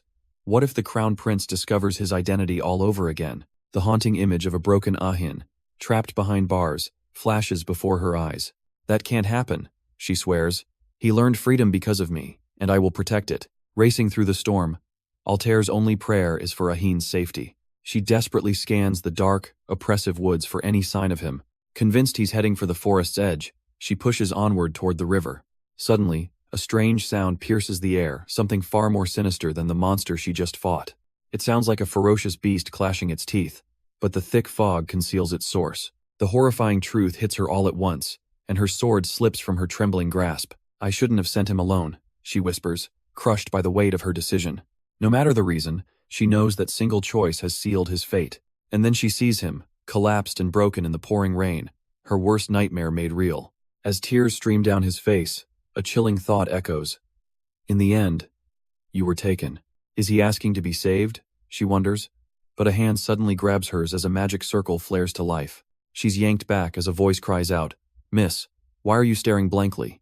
It's her loyal mage, Claude, who looks at her with grave concern and asks, do you see it? He reveals a terrifying blue inferno, explaining it's the fire of karma, a devil's flame that no one can survive. And trapped within that deadly flame is Ahin, forcing Altair to wonder how she can possibly save him. But elsewhere, a sinister purple light glows from a record magic orb, revealing this is no accident. It's a calculated trap, a trick designed to force a hidden mage to record Ahin's demonic secret. The horrifying truth dawns on her as she realizes the true mastermind. The Crown Prince, Taran. Miss, Claude yells in panic, you must not leave the barrier. But his warning comes too late, as she shatters his protection and charges headfirst into the devil's fire. The prince's mage stammers in disbelief. How? As his plan is suddenly foiled, but before he can transmit the recording, a sword brutally impales him from behind. The assassin is none other than Altair, her expression cold and resolved as she pants from the strike. She rips her blade free, letting him collapse as the glowing evidence orb falls to the ground. Her eyes then lock onto the real threat, the crown prince himself, standing over a captured Ahin being held by Claude. Sometime later, Ahin's eyes flutter open in a safe bed, calling out his own name before seeing Altair watching over him. He desperately grabs her hand, his voice trembling as he whispers her name, Altair. Tears finally stream down his face as he confesses, "I was so scared I really had a hard time." "I'm sorry, Ain," she replies softly, explaining that she and his father came to save him. He remembers nothing, apologizing for almost hurting her, but she gently insists it was never his fault. "My father is alive thanks to you," Altair says, her voice filled with genuine gratitude. She then promises to stay by his side until he fully recovers from his ordeal. But haunted by nightmares, Ahin reaches out, pleading for her to stay with him until he can finally sleep. Her eyes soften as she simply agrees. Understood. A blushing Ahin hides under the covers as she offers to pat him to sleep. Lying beside him, she feels a wave of relief that his childish innocence has returned. However, their peaceful days of recovery were destined to be shattered by a sudden incident. Sometime later, a recovered Ahin holds a single flower, his attention caught by something unseen. He watches from the grass as Altair and Claude whisper secrets before vanishing from sight. A moment later, a black cat appears, pleading, "I know you're busy, but please listen to me." Ahin nervously begins to explain his secret plan to the mysterious cat. "Is there any way to keep Altair by my side?" he asks, stumbling over his words as the cat judges him. He clarifies it's not about force, but making her want to stay, imagining her clinging to him desperately. After all, she only promised to be there while he was sick, and now he's almost fully recovered. Desperate, he turns to the cat, pleading for any good ideas to convince her. The cat, dubbed Meow Astaroth, is commanded to come up with a sharp plan immediately. But just as their scheming begins, the main gate to the estate suddenly swings open. A frantic Altair bursts in with Claude, screaming in shock as Ahin looks on, completely confused. Caught off guard by their sudden arrival, he can only ask, "What's wrong?" Altair points an accusing finger, shouting, "Your father, please, do something about him." Ahin is left utterly confused by her outburst. Muttering, "Father?" Altair trembles, horrified at the memory of what she just witnessed in broad daylight. She recalls seeing his father, Arson Esterat, walking through the halls completely drenched in blood. "Explain it calmly," Ahin demands, trying to process her shocking claim about his father. Claude intervenes, revealing he was searching for the basement to find the Countess after hearing Altair's story. Altair fears a black magic ritual, but Claude insists their priority is reaching the Countess first. He explains she's suffering from mana depletion and madness, a condition that could be a curse. To find the truth, Ahin declares he must see her himself, planning to move while his father is away. Altair agrees to the plan, and right on cue, a carriage departs from the estate. She asks him to find the guideline again, but Ahin just scoffs, "You guys are weird." Ahin scoffs at their inability to sense the guideline, saying, "Well, we're human." He finds the source, and suddenly reveals a glowing pink artifact, asking Altair what it is.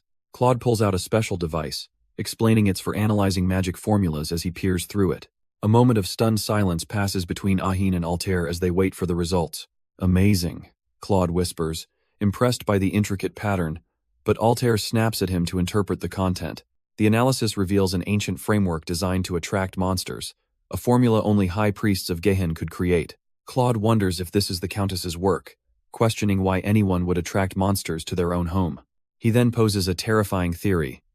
What if the goal was to lure monsters directly to the capital? Claude reveals that 10 years ago, the Count beheaded the king of Gehen and took his daughter hostage. But Ahin furiously rejects the revenge plot, shouting, "That's pure nonsense. I saw them before I was born." Ahin insists he saw his parents past, but Claude questions how that's possible since it happened before he was born. Altair reveals the truth: the Countess's room is enchanted with hallucination magic, showing visions of events from 10 years ago. Claude realizes with a chill that they too might fall prey to these powerful illusions before they even reach her. But something is wrong. He points out the monster. Luring formula's range is far too narrow, confined only to the mansion. As they walk through a lavishly decorated gallery, the sinister purpose behind the mansion's design becomes chillingly clear. Claude theorizes the caster must have known something else would draw the monsters in. A second, hidden lure. "That's probably me," Ahin declares, his words dropping like a stone as Altair stares in disbelief. He confesses that his entire life, high-ranking monsters and evil spirits have been irresistibly drawn to his very existence. Altair gently stops him, urging him not to jump to conclusions and to focus on saving his mother first. Burdened by this terrible truth, Ahin can only nod in agreement, his resolve hardening. They walk down the grand, silent hallway of the Asura mansion. Claude stops before an ornate door, asking cautiously, "Is that her room?" "Yes, that's Mother's room," Ahin confirms, bracing himself for whatever illusion awaits them inside. But as Altair grabs his hand, the world warps, throwing them back into the gallery they just passed. Suddenly, they're trapped in a memory, hearing his father's cold dismissal of his mother's struggles. A younger Arson looks on with regret, admitting, "You know, he hates me." His mother's voice echoes back, filled with despair, claiming it's useless after the incident that changed everything. She clutches her newborn son, her words a chilling prophecy. "I'm going to die soon." A young Ahin is forced to witness this painful memory, his expression hardening at the truth. His mother's final words ring in his ears, a heavy burden to complete the guideline all on his own. Altair grabs Ahin, desperately promising him, "No, you can live, I'll look for a way." But the illusion shifts to a violent memory of his mother confronting his father, shouting, "It's already too late." She screams in agony, begging to die peacefully while she's still sane. A horrified young Ahin can only watch, crying out for his mother as her mind shatters. He runs toward her, but his father coldly dismisses his presence as nothing more than a vivid hallucination. Back in the present, Claude observes the comatose Countess, noting that there are no outward signs of madness. He begins a diagnostic spell to determine if her affliction is an illness or something far more sinister. The magic reveals the horrifying truth. As black tears stain her face, it's a very powerful curse. Claude explains that the magic formula is ancient and deviates greatly from the laws of modern magic. The caster, he concludes, is undoubtedly a black magician several steps above the Countess in power. Altair desperately asks if there's a way to break the curse, but Claude admits he's not well versed in this dark magic. Her eyes turn cold as she vows to return the curse, declaring she has no mercy for whoever cast it. Claude agrees, stating their mission is now clear: find the black magician and break his spell. As they prepare to leave, Ahin makes a tearful promise to his comatose mother. "Until then, please don't die." But at the top of the grand staircase, Altair suddenly stops them, saying she has something to handle alone downstairs. A shocked Ahin questions her, but she calmly replies, "I'm quite used to dealing with monsters, after all." She entrusts Claude's safety to Ahin, who reluctantly agrees with a scowl. With a confident smile, she tells him, "I'm counting on you," before turning to face the unknown danger. Then, she descends into the darkness alone, leaving a conflicted Ahin watching from above. Down in the sealed corridor, a chilling wind brushes past her, confirming her suspicion this place is haunted by ghosts. A faint burning smell stops Altair dead in her tracks, confirming a dark suspicion. Her eyes sharpen with cold certainty as she realizes, "As I thought, my guess was right." The scene cuts to the Asura mansion, where a late-night confrontation is about to unfold. Upstairs, Ahin informs her that her father wants her back, but she coolly replies she was leaving anyway. Her unusual compliance shocks him, but she declares she's already learned everything she needed from this mansion.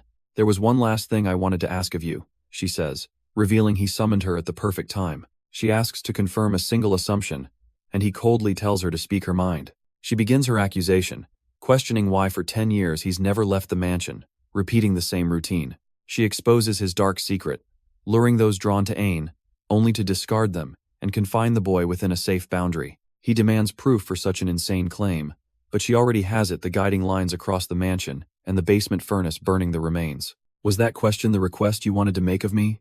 Ahin asks, his expression unreadable. But Altair dismisses her previous accusation, stating her true purpose for being here is something else entirely. She looks him dead in the eye, declaring, "I want your cooperation in lifting the Countess's curse." Ahin is stunned, realizing she knows the truth about his mother's illness. He admits he's been aware of the curse for a long time and even knows the identity of the caster. Altair grabs him, demanding to know who it is, shocked that he's kept this secret for 10 years. He reveals a name lost to time: Heath, a Gehinian with brown hair and crimson eyes. The connection is even more shocking. Heath was once the personal servant of her aunt, Lise Chernobog. The tense confrontation fades as the scene shifts to a memory of the distant past. A much younger Ahin clenches his fist, a fire of determination burning in his eyes. In a distant memory, a young Ahin sits alone in a grand room, his solitude suddenly broken. A mysterious hooded figure appears before him, refusing to reveal their name but confirming his inhuman nature. Stunned, He asks if she's a ghost and why she has sought him out. To tell you something, she whispers, a secret about his very origin that he has longed to know. The figure drops a bombshell that shatters his world. Ahin, I found the caster, Heath. He stares back in confusion, demanding to know what the caster has to do with him, but the hooded woman remains cryptic, once again refusing to give him a straight answer. Frustrated, he changes tactics, asking a far more important question. Then where is this Heath? She reveals the caster is hidden in the heart of Chernobog, praising his quick wit for understanding she means the capital. With a final command, she places a hand on his shoulder, urging him to go to Belvorg, the capital city. The mysterious figure leans in, whispering a final promise. There, you'll learn much more. And so, a young Ahin made his way through the capital's daunting, moonlit streets. He was led to a hidden door where a ticket revealed his destination, a place called the Secret Theater. The strange name echoed in his mind as he stepped forward, a place of shadows he had to enter alone. But when he turned back to ask another question, a chilling realization dawned on him. The hooded figure had vanished into thin air, leaving him completely abandoned in a strange, opulent hall. Back in the present, Altair listens to his story, wondering aloud if some demonic lineage had tainted his family. Ahin processes her words, asking for confirmation. So you're saying the caster was a servant of Chernobog? She agrees it was likely a plot, but insists the ghost's message was a clue to his own hidden identity. Realizing he's personally tied to the caster, Altair's resolve hardens, declaring, then we should depart as soon as possible. At dawn, they set out for Belvorg to find the caster Heath, with Ahin's father, Arson, unexpectedly joining their quest. Ahin asks how she convinced her own father, and she simply replies, I did my best to show him my sincerity. And that actually worked on him? He asks, completely baffled by her simple answer. She gives a faint, knowing smile, but a sudden weariness seems to wash over her as she fidgets with her hands. Blaming it on the early hour, she rides on, while a cloaked Ahin seems to doze off beside her. They soon arrive in Belvorg, the capital of Chernobog, known as a city of free-spirited artists. This city's secret theater is a den of anonymity, where masked patrons watch taboo performances, making it the perfect place to hide someone. Getting a ticket is a problem, but with her father's seal, the only issue is the rumor it will spark, that he's looking for a new wife. Altair's face falls as she realizes the social complications, muttering, I see how that could be a problem. Even with the Duke's letter, they'll need to dress appropriately to avoid suspicion in this city of secrets. The children will wait here quietly, Arson says, leaving Ahin and Altair behind to get the admission ticket. With a determined look, he promises to return shortly. But they soon find themselves in a private room, prompting Ahin to note the apparent misunderstanding. A few minutes earlier, the manager had noted his eager appearance and made a special offer. But Altair explains, this unexpected room actually works perfectly for luring out their target, Heath. Why are we getting a room? Ahin demands, but she cryptically says it's not for children to know. However, her expression turns serious as she considers the true challenge ahead.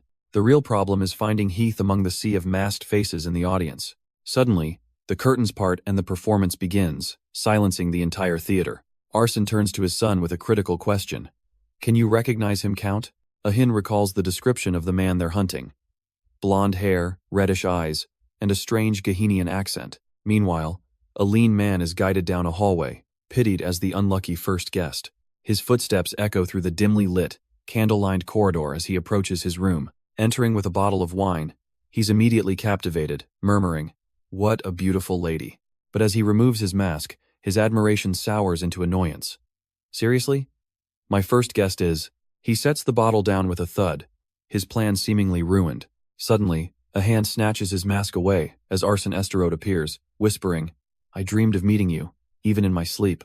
Stumbling back in pure terror, the curse caster demands, How did you know to come here? Arsene lunges forward with blinding speed, giving him no time to escape. In an instant, Heath is bound and gagged as Arson calmly tells Altair, Keep watch on him while I contact the mage. Altair agrees to guard the captured curse caster, Heath, who struggles desperately against his bonds. Ahin senses the prisoner's urgency, warning Altair that he wants to speak but not to remove the gag. Suddenly, a voice echoes in Ahin's mind, frantically calling for my lady, and he realizes Heath is somehow talking to Altair. I can hear his voice inside my head, Ahin explains, relaying the prisoner's message that his magic has been completely sealed. He reveals Heath is a priest who served a demon, using prayer to bypass the gag and plead for a chance to speak. But Arsene, busy contacting their mage, gives a firm order. Don't you dare remove the gag. The curse-caster's body begins to fail as black blood drips from his pores, a sign of immense strain. It's a clear case of mana depletion. Even trying to use his power causes him to bleed from his eyes. Altair watches in shock, realizing that any attempt to channel magic is now physically destroying him from the inside out. Desperate for answers, she begs Arsene to let him speak, and he reluctantly agrees to a temporary reprieve. With the gag finally removed, the bleeding curse-caster weakly agrees to talk. Ahin translates his cryptic message. As a servant of God, Sigyn, how could I act rashly before his kin? But suddenly, the connection overwhelms him, and Ahin collapses with a piercing scream. He wakes up later, disoriented, and clutching his head in agony. Looking around, he realizes with a jolt that he's back in the barracks. He remembers being attacked by a ghost, wondering how night suddenly turned into morning. Altair is there, pulling back the covers and asking if he had an accident in bed. A flustered Ahin immediately denies it, shouting, "It's not what you think, okay?" But Altair just smiles, musing that it's normal for a 10-year-old. The scene flashes back to the interrogation, where Heath, with a blade at his throat, promises a story worth her attention. Heath begins his story, revealing he was raised in a temple serving a god named Sigyn, learning what the world calls dark magic. During his ordination, this god delivered an oracle, commanding him, "Go to the Empire and deliver the vision I show you." He saw two tragic figures on a bloody battlefield and the unmistakable crest of the White Lion. After walking for days without rest, he finally arrived at a mansion bearing that very same crest. There, he saw her, a girl with platinum blonde hair, the woman from his vision. Lady Lys took him in as her personal attendant, and from that day on, they were always together. His idyllic life continued until he appeared. Arsene Astaroth interfered. Heath growls, finally revealing the source of his all-consuming hatred. But Altair is unimpressed, coldly asking, "So that's your story? Just some unfulfilled affection?"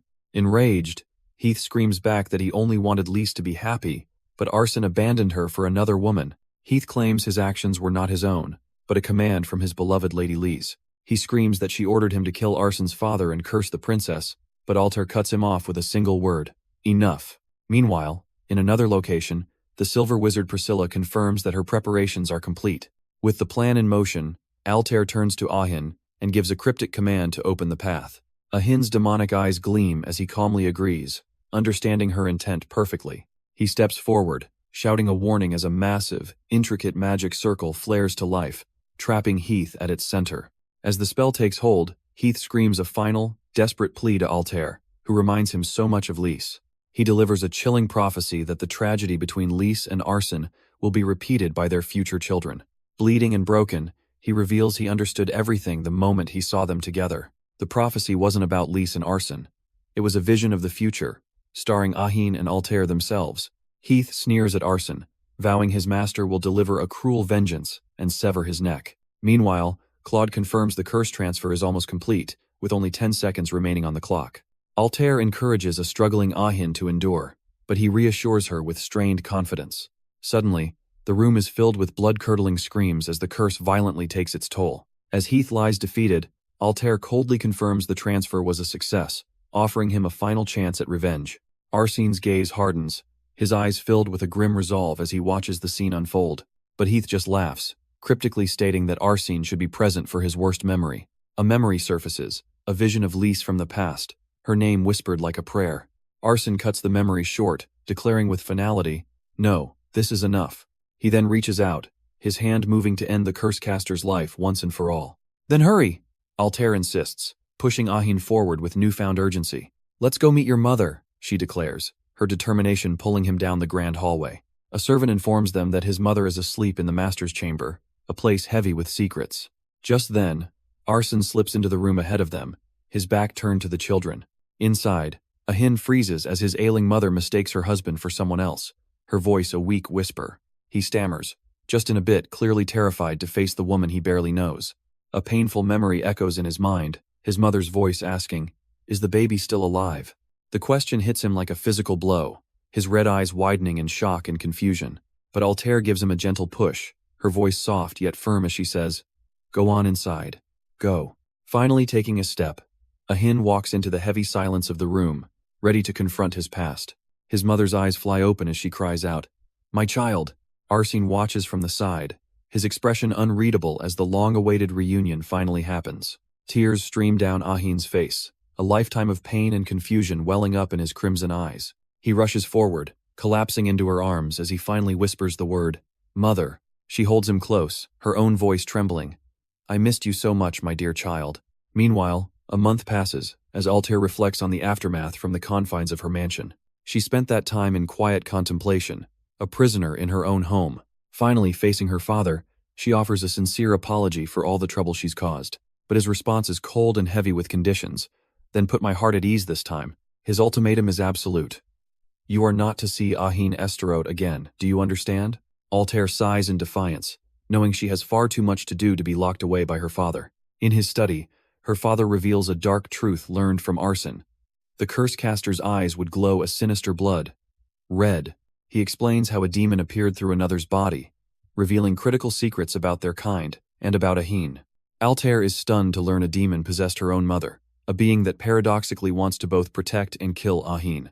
Then comes the bombshell that changes everything. Ahin is a half-god, and the one who wants him dead is a true god.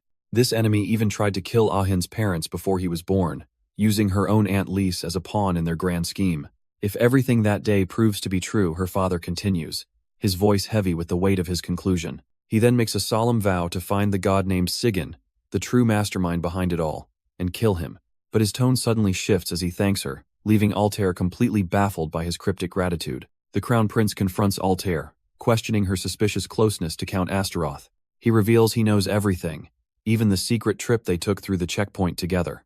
"That's not all," he smirks, explaining that while her actions weren't unexpected, the timing is perfect for him. He presents a document that would normally be dismissed as a young lady's mischief. But now, he warns, the Emperor's situation is completely different, leaving her to ask what he means. "Checkmate," he declares, revealing her father has finally succeeded in cornering His Majesty completely. The prince then exposes the Southern Trade Alliance as a massive puppet organization, entirely controlled by her family. Staring at the proof, Altair is horrified to see that every single name is underlined in red. He pushes the documents forward, telling her to confirm the undeniable truth of her father's treason for herself. The prince begins weaving his trap, mentioning the Third Imperial Consort's father, a powerful southern magnate. "You didn't know?" He smirks, revealing the man accused in that affair was none other than Arson Esterote. Altair is horrified, realizing this too must have been her father's doing, another piece in his grand, treasonous plan. She falls into a stunned silence, the weight of her family's endless schemes finally crashing down upon her. In a dark memory, the Emperor scoffs at the foolish woman who would dare consort with a mere servant. The prince explains that with this scandal and the supposed collusion, the Emperor's trust in both families has completely crumbled. With his key pieces removed from the board, the Emperor will have no choice but to hand imperial authority to her father. Utterly trapped, she finally asks the one question she has left. "What do you want me to do?" A memory of her father's coup flashes before her eyes, his cold voice telling the Emperor, "You are old and have lost your edge." Rowan Chernobog stands before the throne, his voice cold as he declares, "It is time you abdicated." "What did you just say?" the Emperor roars, his face contorted with pure, unadulterated rage. He screams for his guards to seize the traitor, but they don't move a single inch. Rowan simply looks down on him, knowing the Emperor's commands are now utterly meaningless. The Emperor trembles, realizing with horror that the royal guard now serves another master. With the coup all but complete, Rowan turns his back on the powerless ruler, offering a final, condescending choice. "It would look far better," he sneers, "if you step down willingly than if you were dragged out by force." The scene shifts to a distant memory, where a young Ahin asks his ailing mother what's wrong. She sadly reveals his father has just left in a carriage, abandoning her without saying a single word. "I have a bad feeling about this," his mother says, determined to follow the man who just left. But she stops, placing a reassuring hand on her young son's shoulder. Tapping the window, she reminds him of a secret promise they shared.